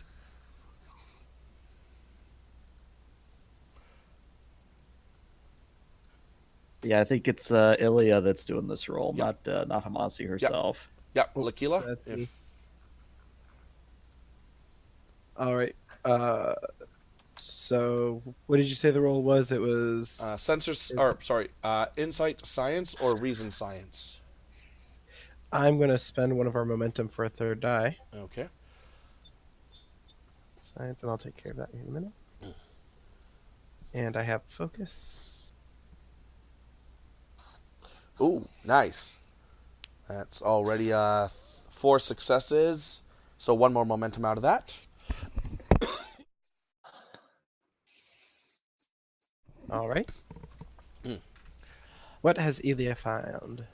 So what Ilya has found is that there is sort of an anti-chronoton emanation, for lack of a better term, that seems to be sourced from deep within the where it would be sort of like a larynx, so back of the throat, right where the neck would be. It appears to be emanating from there.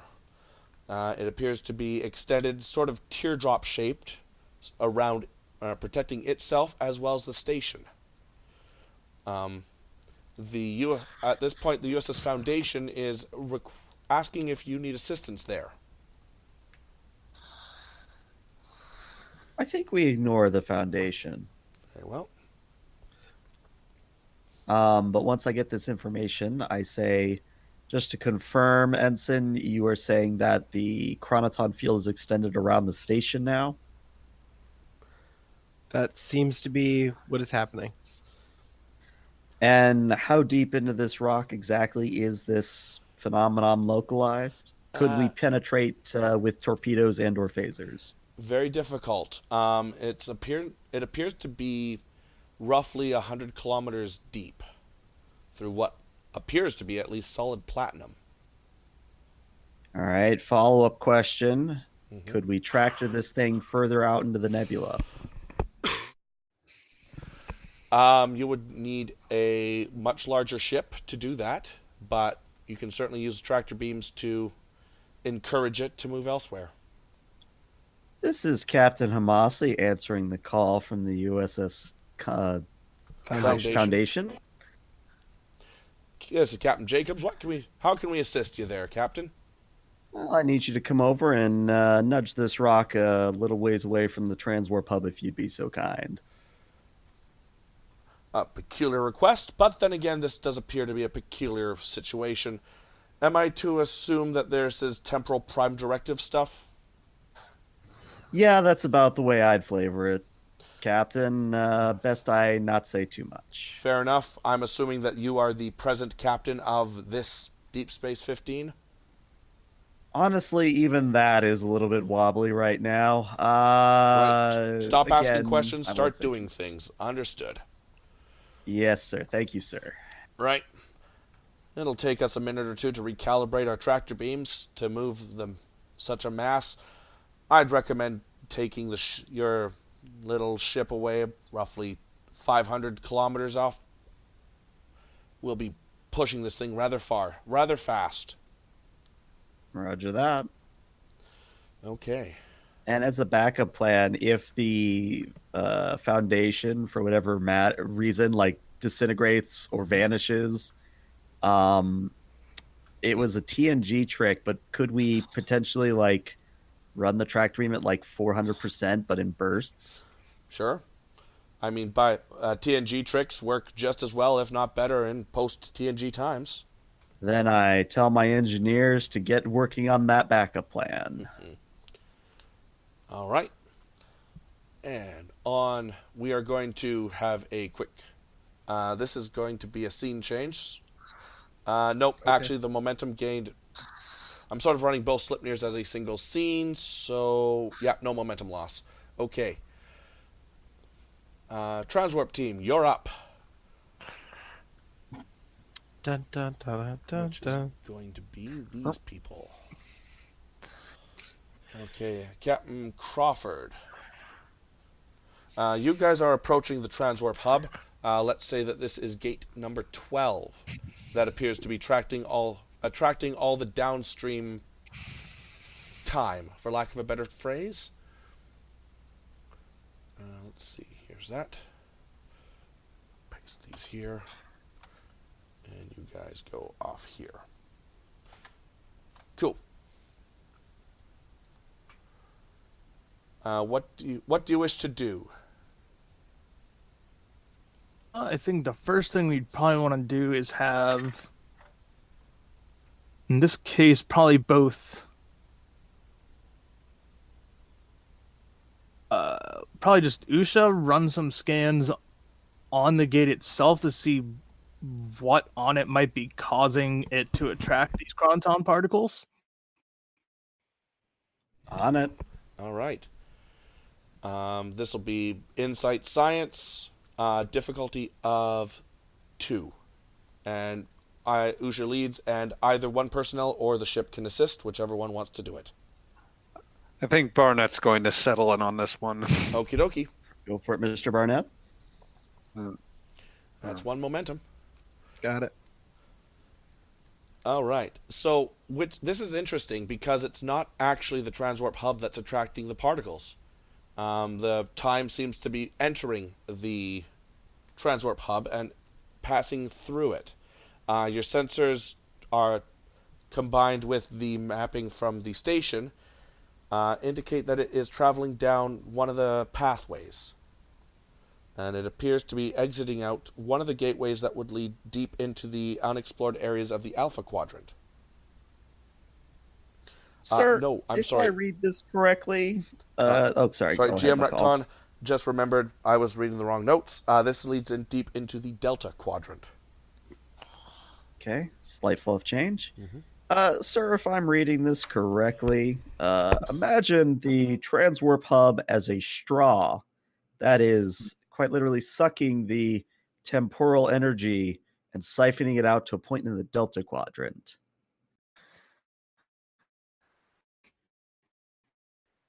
And by closing this specific gate, could we stop those particles, or is it more complicated than that? Oh, it's always more complicated than that, but it's a good place to start. Will I do? Would I still get a obtain information spend as someone that is, or rather the free one being a science officer that at least partly succeeded I'll on let this? you have it, sure. Okay, because something's bothering me about this. Okay. If just to make sure I understand, the flow of time, it's not like actively being the chronotons are following a certain path through the transwarp hub, but it is not like there's nothing that, as far as our sensors can tell, nothing we can tell is actively guiding the chronotons or actively driving basically pulling the flow, if you will, into this hub. Would that be a correct understanding of this situation? That is correct. You're not able to determine the end point of this flow. You know where the flow is going, but you don't know where or why. Okay, then if this takes a bit of extra momentum, Sullivan Barnett's going to think for a moment. It's odd that we would have this kind of chronoton flow moving through. We don't necessarily know where it's going. We just know that it's going to this place. But if these sensor scans don't show signs of necessary and active force, Captain Crawford, do we know whether the chronoton flow is actually perhaps being driven from somewhere, or if it's actively approaching through some place? Every stream has a spring that it starts from. It's not just we could be seeing an accruing chronoton flow, but I wonder if there isn't some sort of other anomaly active in the sector. It's a possibility. My science, anything with temporal stuff isn't necessarily my forte, but could that also be a possibility, Ensign? Well, there's a lot of things that are possible, sir. Whether or not that's the case, there's no way to know until we start acting upon it. A casual... sorry, go ahead. A casual glance indicates Q in a wetsuit swimming through the nebula. He taps on the windshield of the shuttle, does a slow wave, and continues to chase a bunch of space shrimp that have been living in the nebula. We're just kind of, essentially just face desks on one of the consoles. Not asking a Q for help. I'm not asking a Q for help. Let's proceed with our first plan, Ensign Usha, of closing that specific gate and see if that fixes anything. Roger that. Okay. So interfacing with the gate or with the control system of the hub and trying to shut down gate 12. Is that what I'm hearing? Yep. Cool. Okay. So, I think Deckard would be a good person to take the lead on this. Actually, Usha, well, you both know Borg stuff, so whichever one of you wants to take the lead. This is going to be a difficulty of 4 task because, to my knowledge, no one has actually tried to actively shut down one of these gates yet. I mean, I'm cool with assisting. Give Deckard a time to shine. You probably have more stuff you can do. You got values and talents more than likely. Deckard has none of those. Well, this I is mean, an I have active. 2 talents, but it doesn't. I mean, I have 4 focuses. It might help. Yeah, I I'd say think- you lead. I think like the GM said, this would be a second activation for Deckard, so you could give him a value.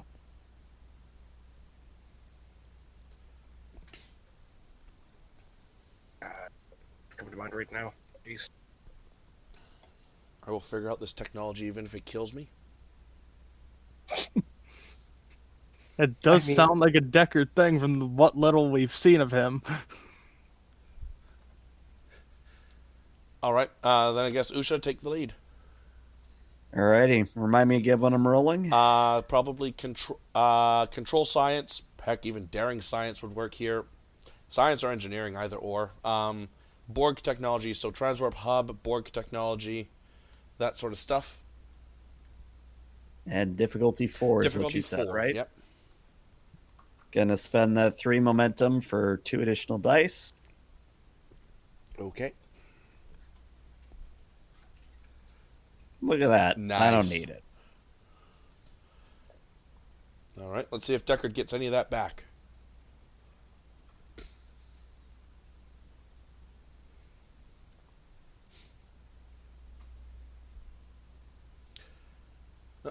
Demos, you there? Ah, there it is. Cool. All right. 1 momentum comes back. Interfacing with the Borg's transwarp hub in this fashion, as you've only really done it in simulations, never the real thing, but the simulations seem to have worked out quite well. Gate 12 turns off.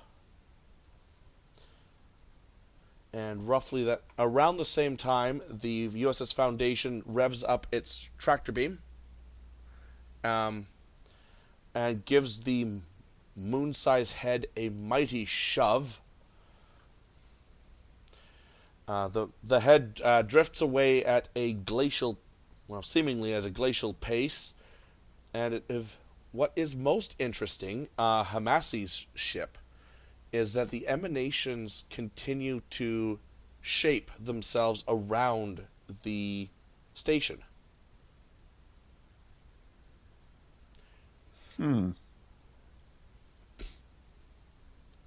Can Deckard scan the chronoton energy to see if they're the same type of pattern that was on the station on Christmas Eve?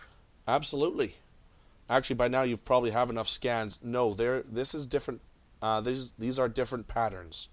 So whatever this is not Jin Sewell. But are they showing the odd signs of moving about?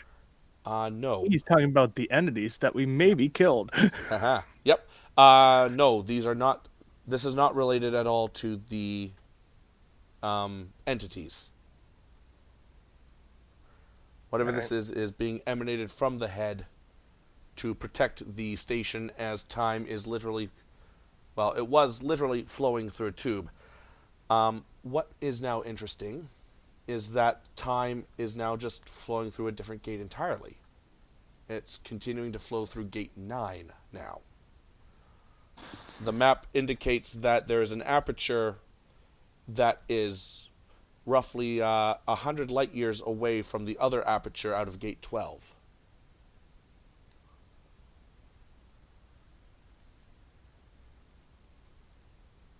Well, it's at this point that Usha would speak up and say, I think in this case, Mr. Barnett, or maybe it was Kevin, I apologize if I'm getting them mixed up.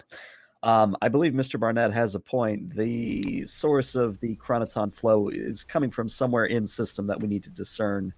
Otherwise, we're just going to be playing basically hopscotch with these transwarp hub circles, shutting them off and on. And it's just like basically closing off a bit of piping, but then it flowing somewhere else. You got to go for the tap, essentially. A-Trek metaphors. Mm-hmm.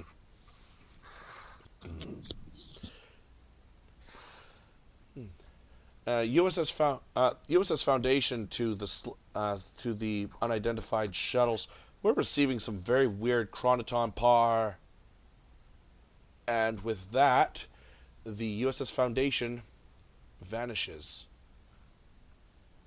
Oh, good. So it is currently... So the Foundation has poof gone, bye-bye. Hopefully, Captain Crawford to Captain Hamasi, you just saw what we saw, correct? That would be affirmative, yes.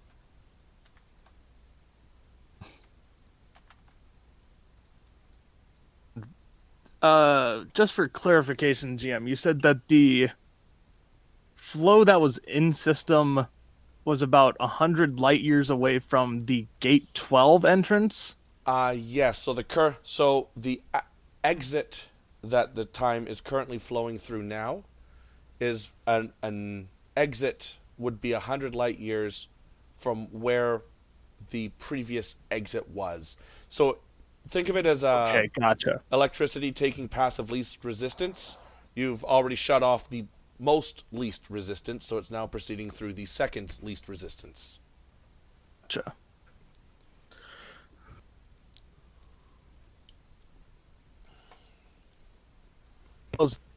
Good lord, I'm sorry. How are things going on your end, Captain, now that, well, progress might have seemed to be halted on your end, now that the Foundation has disappeared?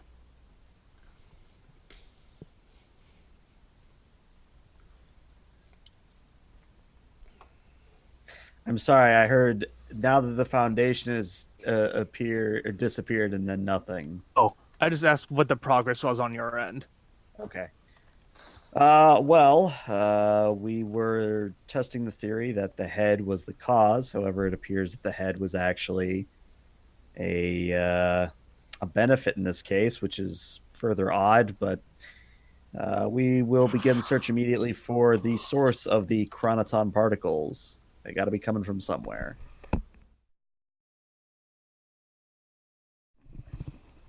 Oh, okay. Mm-hmm. All right. So, who's doing what?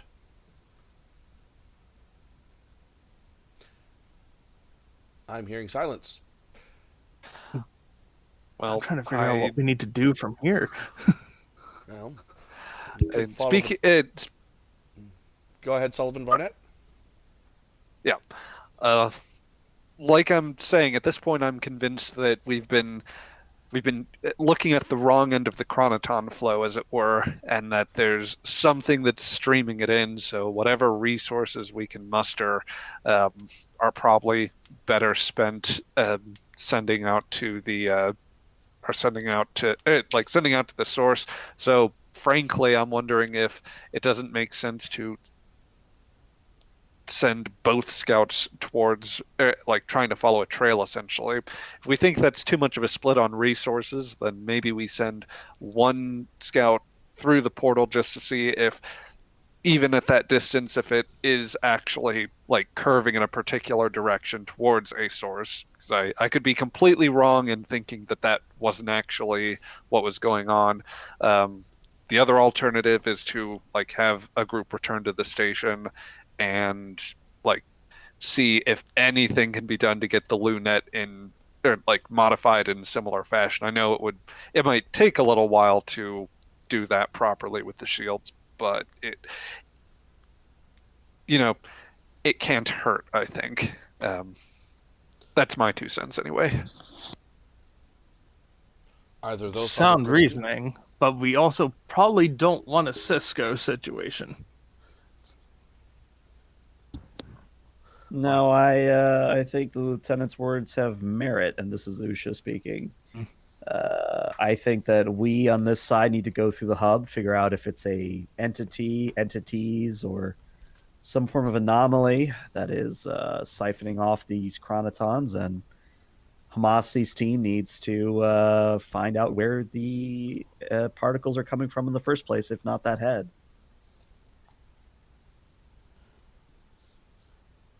All right. I think it would be a better idea for us to just go through in this, or should we gear up the Lunette for this?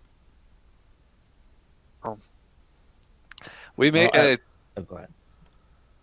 I was just gonna say, time, as much of a headache as it's causing us, is probably only going to get worse for us here, Captain. If we just stay, or if we stay back, then, like, presuming that we have access to the information that the Janus 3 is being moved slightly, one wonders whether that will eventually alter the protective ability that it can provide. So, like, there's merit in having the Luna in if we can upgrade it fast enough insofar as it has a bigger punch than us, but it does sacrifice crucial intervals of time that we might use to investigate. And you'd better believe that the GM's keeping track of time. Mm-hmm. I was afraid of that. So, what I'm hearing, Lieutenant, is you think the better option is to go through now? All right. That would be correct. Whoever is our con officer? That would be me. Set a course for Gate 9. Oh, you're not going to reopen Gate 12 and just take the quicker route? But, yeah, let's take the quicker route in this case. I mean, we have Slipstream either way. Yeah, that is true. You do have a slipstream drive ship, so that's not a real problem. Cool. But let's take the lazier route and just reopen Gate 12. Okay. Gate 12, because you've done it once already,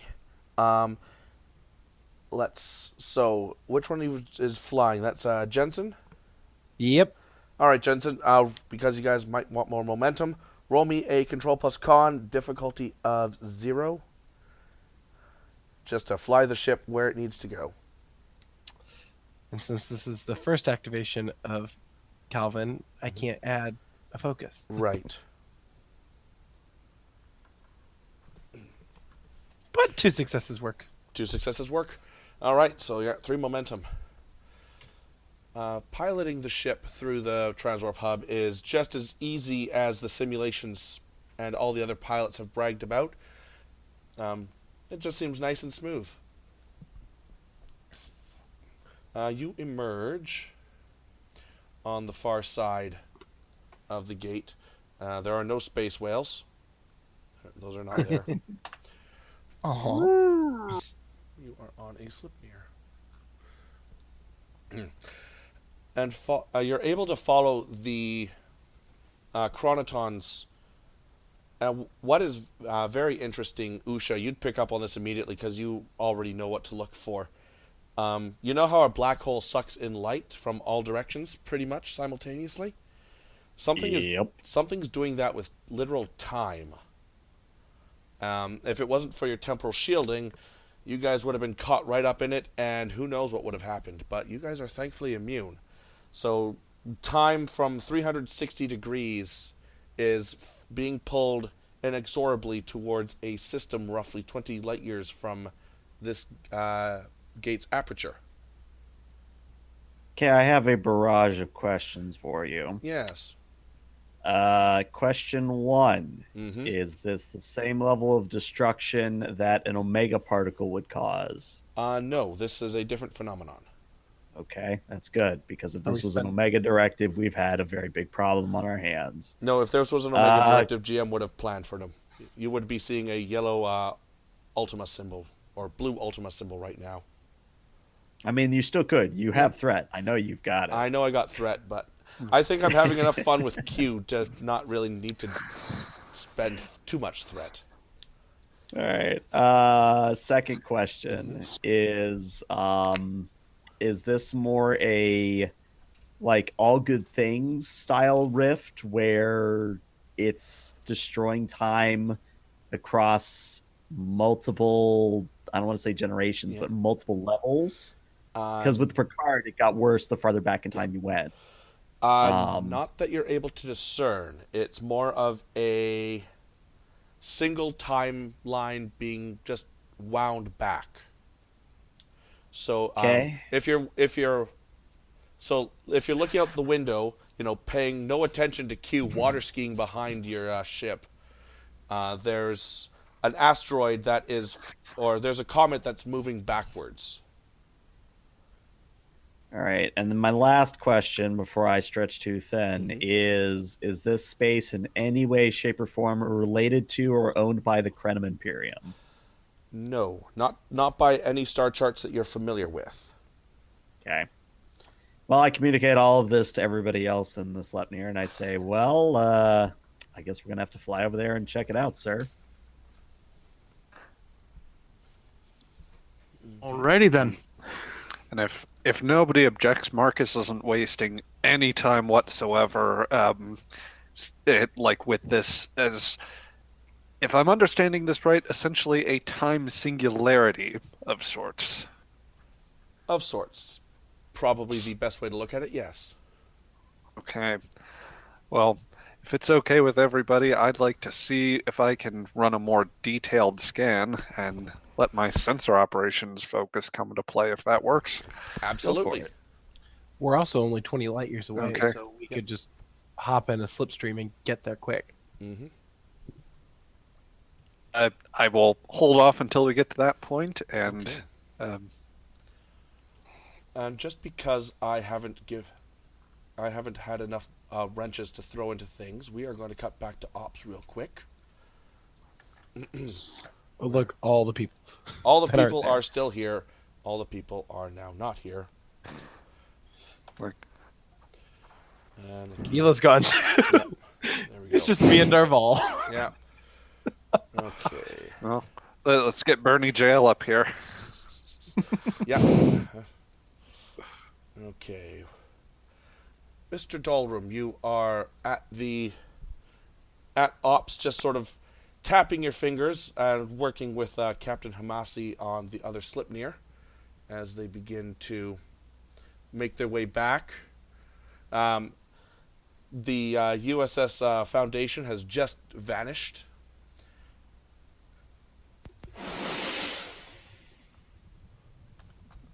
Where is my husband? You know what? Sometimes I ask that question too.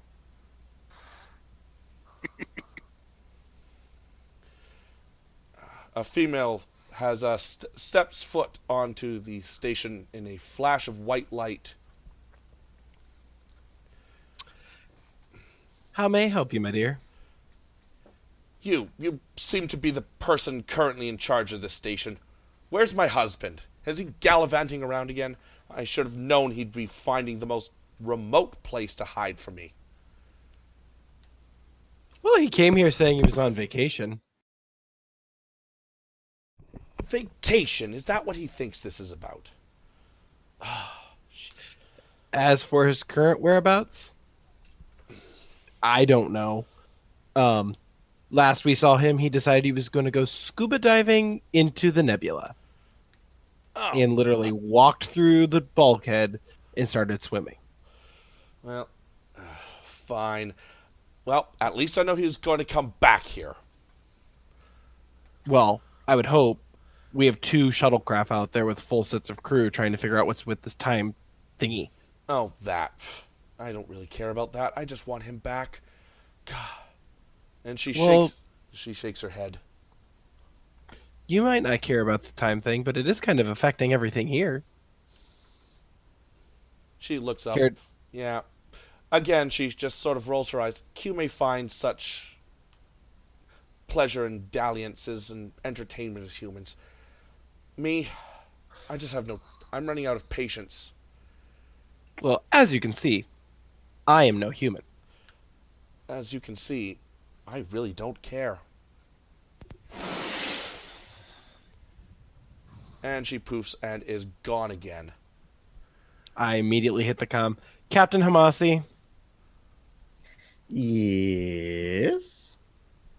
we just had a visit from Lady Q. Okay, so I wasn't privy to that whole conversation before I butted in. Should I mention the little Q or not mention the little Q?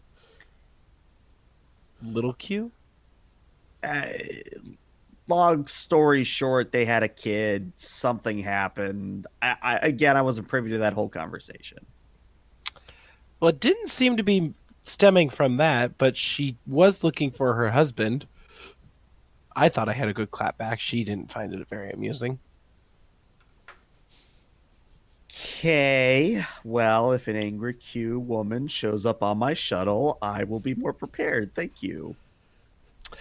She was looking for where Q went. I told her that he decided to go scuba diving through our bulkhead and into the nebula, and we have not seen him since.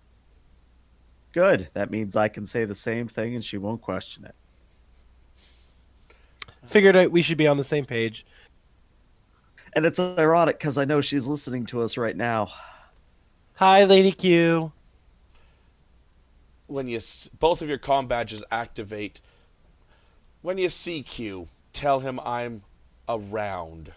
I'm waiting for him in his luxury suite. Sounds good. I'll make sure somebody sends some food down for you. She doesn't need food. Whatever, just do it. Just do it. And on that note, we're going to cut right back to the Slipnir as they come to the planet. All right, so the source of the disruption, where all time seems to focus, is a fairly nondescript system. It is surrounding a red dwarf planet. There are 4 planets, 2 Mercury size right next to the sun, one formerly Class M planet, and on the outskirts is a Class J Jupiter size planet. And you don't need to make a sensors check to realize that what was once a Class M planet, has basically nuclear bombed itself into oblivion some time ago. So radiation levels are high, not just chronoton, but all the other fun stuff. And the temporal singularity, as it were, is situated around this Correct. It appears to be radioactive hellcat. Yeah, it appears to be traveling to a single point on the planet itself.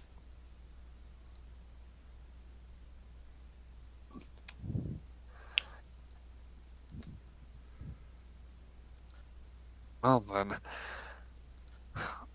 I think I would like to take a closer scan of that planet if possible, and if the scene changes haven't taken our momentum, I would probably like to take.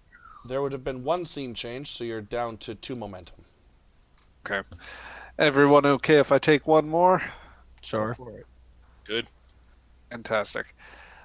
So There's a plan.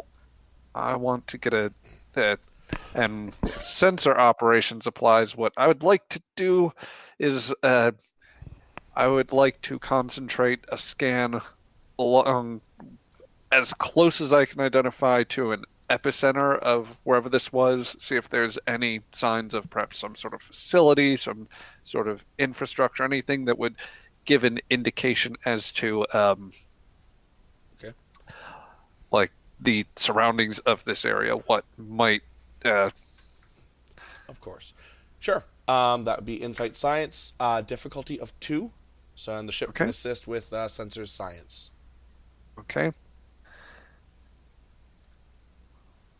Holy moly. Okay. That's 5. 6. Anyone want to throw in the Slipnir? Oh, Sure, I'll throw in the Slipnir. okay. And You before said- 20. Already 3 momentum there. And there's a 4th momentum. Okay.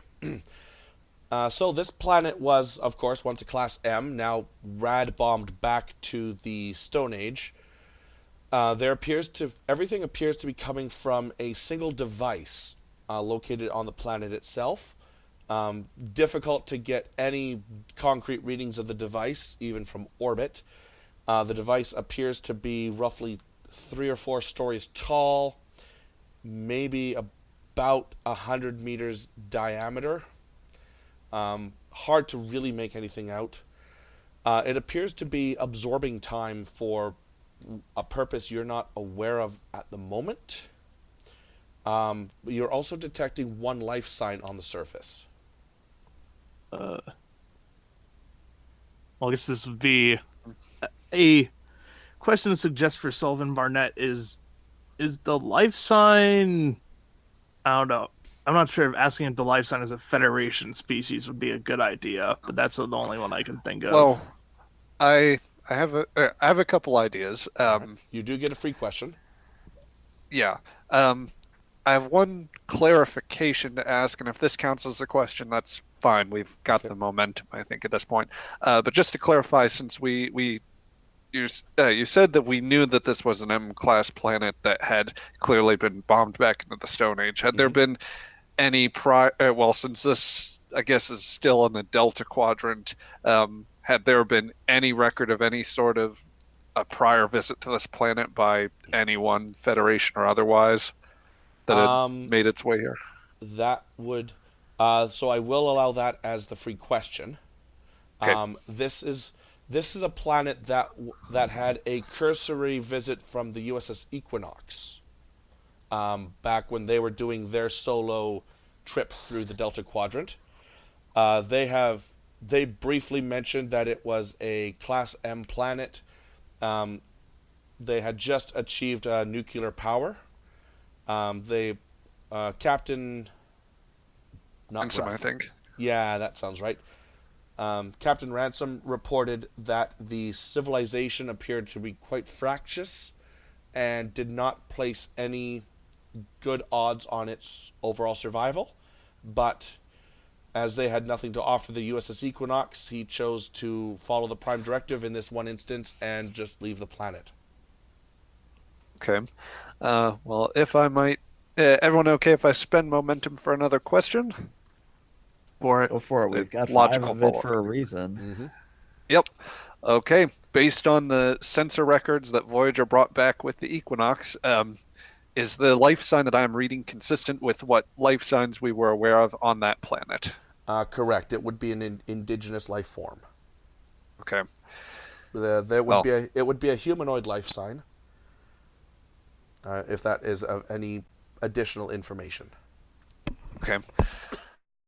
Well, Captain, I'm getting some very curious readings from the surface. If our records are correct, whatever being this is near the device or complex, frankly, whatever we can designate this, it's hard to get concrete readings, but it appears consistent with life signs that we have on record in this system. So that civilization might be gone, but there might actually be a survivor down there, sir. Interesting. And this might at the very we should I would advise making contact, even at this is probably our best chance at finding out what's going on. And well, even if it isn't, records show it may have been a pre-warp civilization, but I honestly don't think that we're going to harm a civilization at this point when it's down to the single entity. And I am in agreement. Let's attempt to open hailing frequencies, or at least make some kind of contact. It's at this point that Q walks to the bow of the Slipnir, raises his arms above his head, and swan dives into the planet's atmosphere. But but you do I not... really hate. I hate Q. I hate him. I hate him. Oh, I'm having so much fun. You're not receiving any response to any attempts at communication. In fact, there's no communication at all coming from the planet, radio waves or otherwise. Oh, I really didn't want to do this. Captain, I think you're helping us. I kind of think he was giving us a hint just there, and we've got the armbands at least. I don't know. We might need to get into EVA material, given that the planet's got So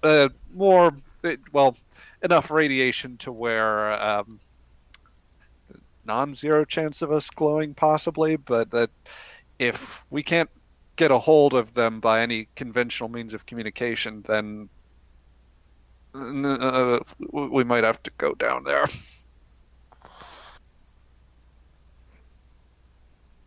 Point, I don't think we really have much of a choice if we can't get in touch. Oh. Setting a course, Captain. Okay. You're taking the Slipnir down? Or are you going to transport to the surface?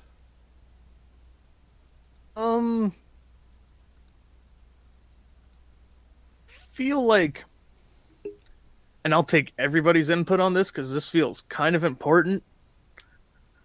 I feel like transporting down with what's going on that planet would probably be pretty dangerous. A very it's bad that idea. Yeah, if it's bombarded with that much transport, Flying down would still be dangerous, but it feels like a much safer option. We do have chronoton shielding us from, or chronoton shielding that is shielding us from most of the bad things. Whereas transporting, remember how I made that whole spiel about the Cisco effect? Yeah. So let's just fly. Let's just Yeah, fly. we'd probably have our molecules sent over about a couple eons if we try to transport. Let's go down in the ship. Well, we don't want to go down with the ship. All right. If I said in the ship. I didn't say down with the ship. If I can have a control plus con check, please, from Mr. Jensen, and the ship will assist in this case with structure plus con. What is our difficulty? This is going to be difficulty 2. I'm going to spend a momentum for a third die. All right. I'll go ahead and roll for the Slipnir. Okay. That's 2 successes. Okay. I'm happy about that momentum.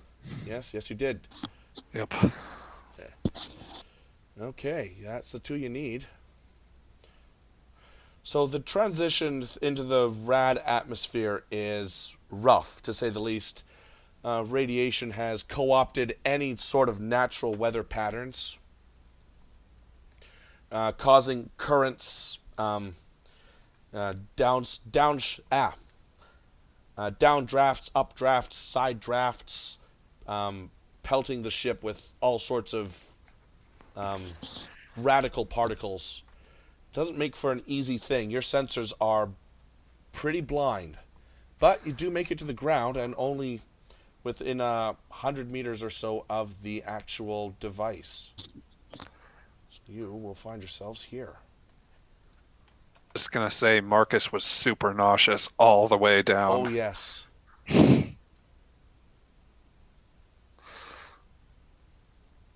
Just getting tokens ready. All right. You land in what could best be described at one point as a large communications center. Large wire towers that have been bent into all sorts of interesting patterns, not through natural means. There is the only thing that is close to an intact structure is this massive thing in the center of said communications park. And that appears to be the source or destination, rather, of all of the particles or time particle stream. There is one life sign. This individual, he's wearing a very, very beat up, worn out rad suit. Doesn't even look like it would even be a functional rad suit at this point.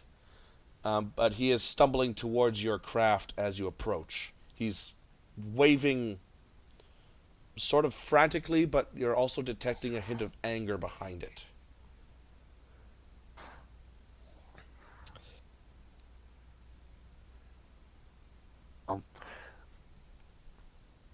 Would we all still be in the craft at this point? You're all still in the craft.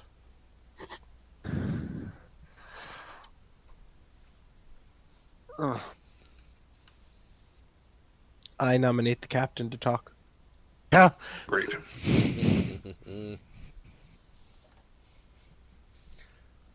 I assume that. Yeah. I guess I'll have to get into an EVA suit at this point. Very well. Donning your EVA suit and proceeding out the rear airlock, Captain Crawford, in your Federation clean white radiation suit, you meet an individual whose radiation suit is yellow, brown, just a disgusting color, really. You see all sorts of interesting tools dangling from his utility harness. And you begin hearing shouts through the muffled faceplate. Go away! Go away! For this to work, you cannot be here! Oh, by using your device, you caused us quite a bit of trouble. What's your name? What is his name? Good question. My name is Zip Fowler. I don't care about yours. This was supposed to not cause any problems. It was supposed to store time, bring my civilization back, and then the rest of your timeline would have just gone forward as normal. You wouldn't have even noticed the difference. Oh, back where I'm in command of a station, it's been causing us quite a bit of time. It's been turning our time backwards rather than yours. Well, that's what it's supposed to do. It's supposed to take time from the rest of the universe, and then pull back, and then it'll bring my civilization back to where it was before we bombed it. Before we bombed everything, and he just sort of sits down, just realizing it's all worthless now, isn't it? You're here somehow temporally shielding, probably mucked up all the calculations of this thing. I never should have.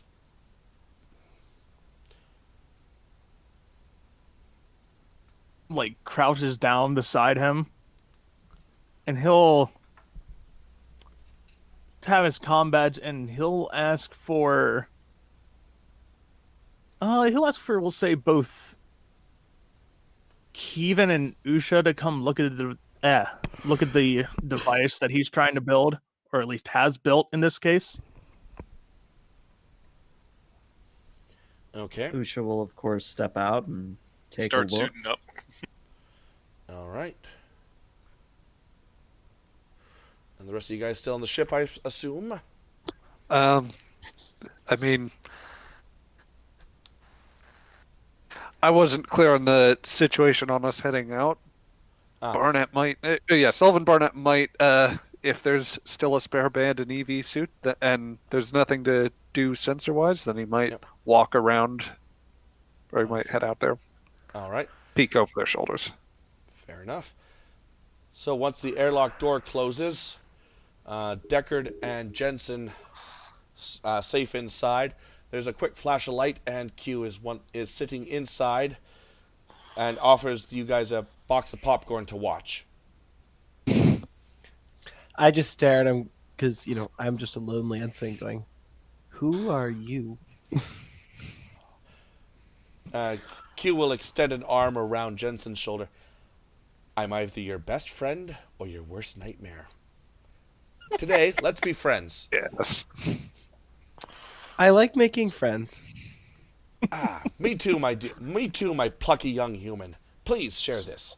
Okay, those of you outside looking at the device, this is going to be a reason engineering or a reason science. Let's have each of you roll. So each of you will roll a full test, and the one who beats the difficulty by the most will add that to the momentum pool. And this is going to be a difficulty of 3 test, and Sullivan Barnett can assist either one. I'll take a momentum. Okay.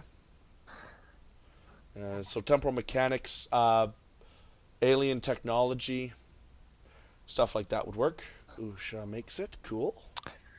I'm going to presume archaeology doesn't quite rise to that, but I'll assist with the Not reason quite. and signs. Okay. Okay. Cool. So you each succeed. I'll have Kevin and Sullivan Barnett work together. Okay, so Usha, with your understanding of temporal mechanics, this is a very, like, even your species wasn't aware that this was a possibility.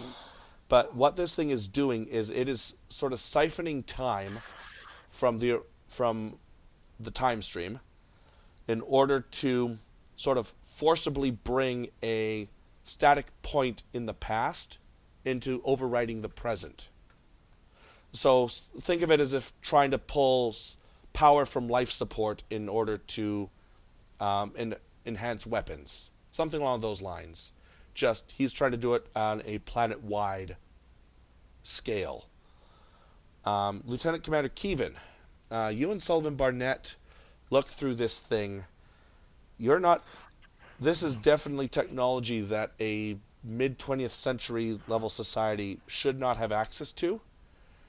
You have a suspicion that this might be Krenim, or at least there's part of it might be Krenim based, but you're not entirely sure where they got their technology from. But you are.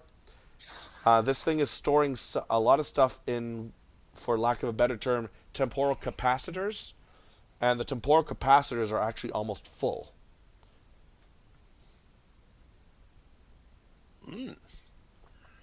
Well, it looks like this thing is nearly full of chronoton, or temporal energy. At which point the Zephaler, whose name I will actually post on screen so we can all know what it says. Of course it's almost full. I only had roughly another, he counts on his fingers, half hour or so. I could push this big red button and restore my entire civilization. And the rest of the universe would go on as if nothing had ever mattered. You would just replay your time, a sense of deja vu, and nothing more.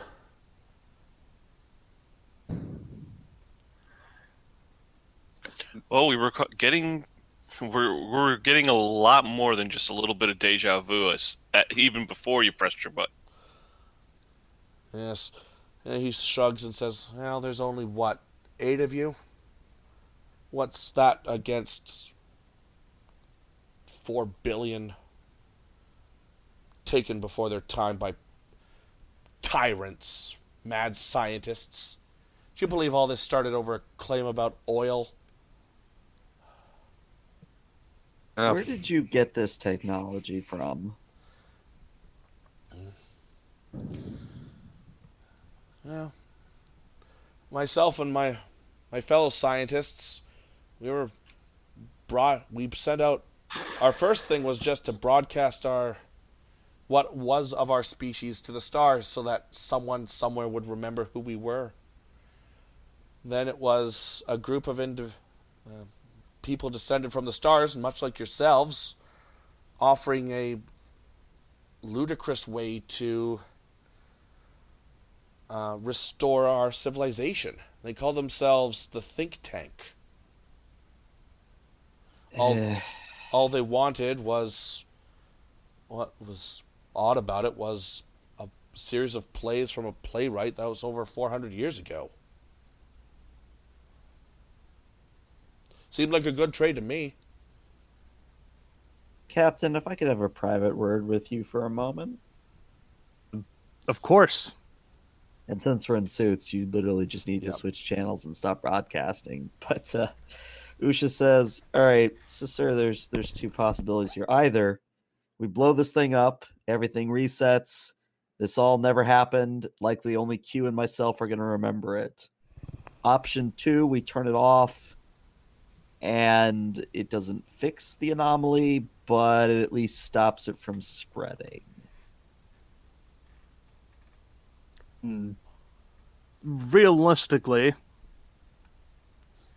the options would you say is my, for lack of a better way of putting it, it's in my head would say the former, but my heart the latter. Because frankly, some of the officers we've gained back, I've missed dearly. Well, the problem is, sir, is that even if we stop this anomaly from spreading, the timeline would basically have to play itself out again for these displaced people, which I don't even need to tell you how much the Department of Temporal Investigations would come down on both of us. Whereas if we go with the first option, they don't know whatever happened in the first place.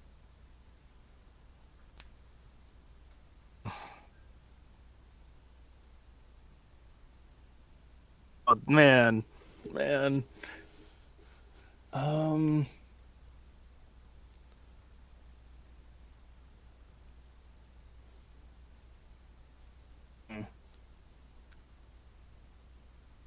Alfred's really mulling this over.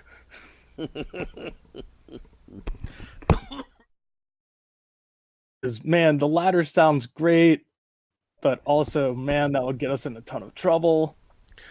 Oh, yeah. Well, the one thing Usha deliberately did not say is the possibility of there being doppelgangers of two people. So that's a paradox in and of itself, but she wasn't going to mention it.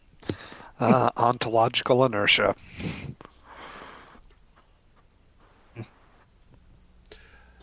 He'll speak up after a moment and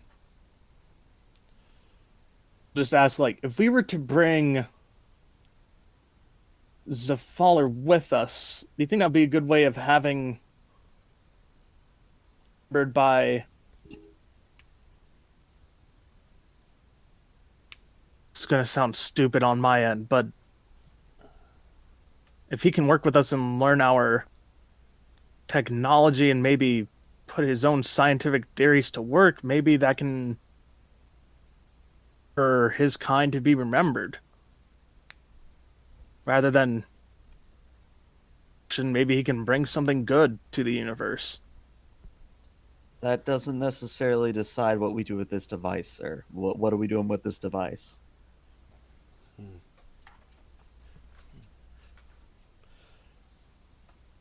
Yes, Captain. The parasite has a question, and in this one instance, her insights seem valid. What is it you wish to do? Come on, Captain. Don't tell me I came all this way for a bust of a show. This is Q talking to me. Oh, absolutely. Okay. Absolutely. Q, you can't hear the scorn in my voice?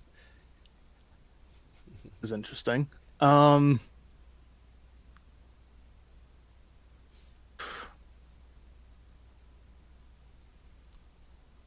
Much as I don't like some of these officers back, Usha, I know that stay here to destroy it. So to confirm, we are destroying it, yes, sir? That's, as much as I don't like to say it, that is a confirmation, yes. Usha sticks out her hand, conjures up a bolt of change, and just fires rapid bolts of pyrokinetic energy into the device. Zephyr screams loudly over the open comm. No! No! No! What are you doing? And there is a massive implosion as the device vanishes before your very eyes, and a whole series of events just sort of play out.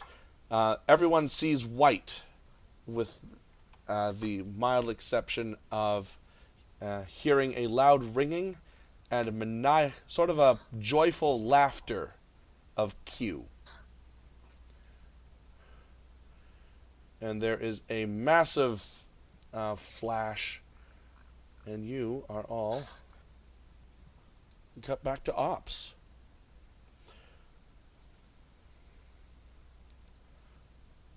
Where we are now in present day. Sullivan Barnett sadly doesn't get to come along for this ride. Crawford is here.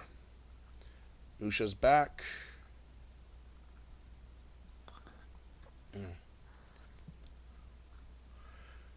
And whoever else was on the planet, Kevin, that was it. So, it is the morning of New Year's Day, 2406. Everyone is waking up from a massive party.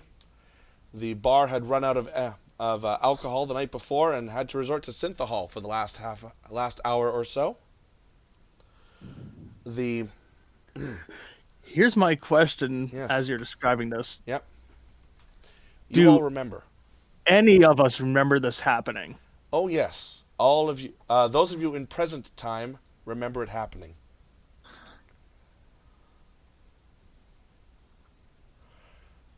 And there is as you are... Oh, sorry. Oh, sorry. Sorry.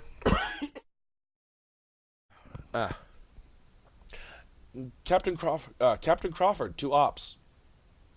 Sir, we're picking up an object... No. Sorry, sir. I detected an object approaching the station, but I don't see it anymore. It must have been a glitch. I apologize. It's fine, Lieutenant.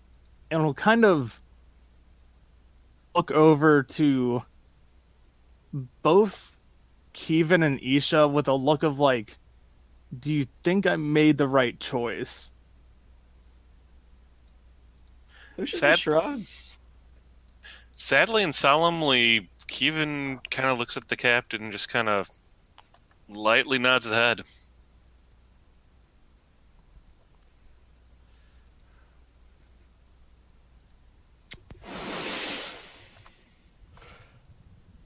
There's a bright flash at the tail end of operations as Q appears.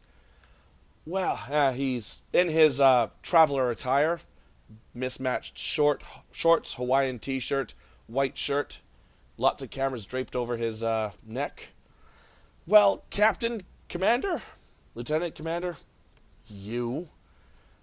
I must say that this has been a very relaxing trip. I thank you so very, very much for allowing me a bit of time to myself, so that You! Oh, good. I was about to spend 2 momentum to interrupt. That's good. There you are, Q! As the male Q's face just blanches. I guess I couldn't run forever, could I? Lady Q just sort of steps right through all of you as if you weren't there. Q, no more running. No more hiding. You know what has to be done. Q just sort of rolls his eyes, sort of takes on an accepted but bedraggled look on his face. You are such a killjoy. And he raises one finger and points it at her. She raises a finger and touches it to his, and there's a brief mini flash. Usha just face palms like, why do they always insist on doing it in front of people? Why? Maybe we like it when people watch. Get a damn room, you voyeurs. I'm assuming that they're about to leave from the looks of that, or no? Yeah, they're... Lady Q just says, Captain, I apologize for my husband skirting his duties as a would-be father. And a once father? It's perfectly fine. Out of character, should I be calling her Lady Q, or is just Q appropriate? Either works. Either works. Lady Q, by all means, it was fine. And he'll just look over to Q.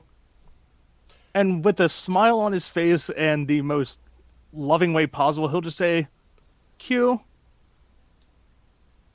go to hell. Oh, Captain. I'm already here.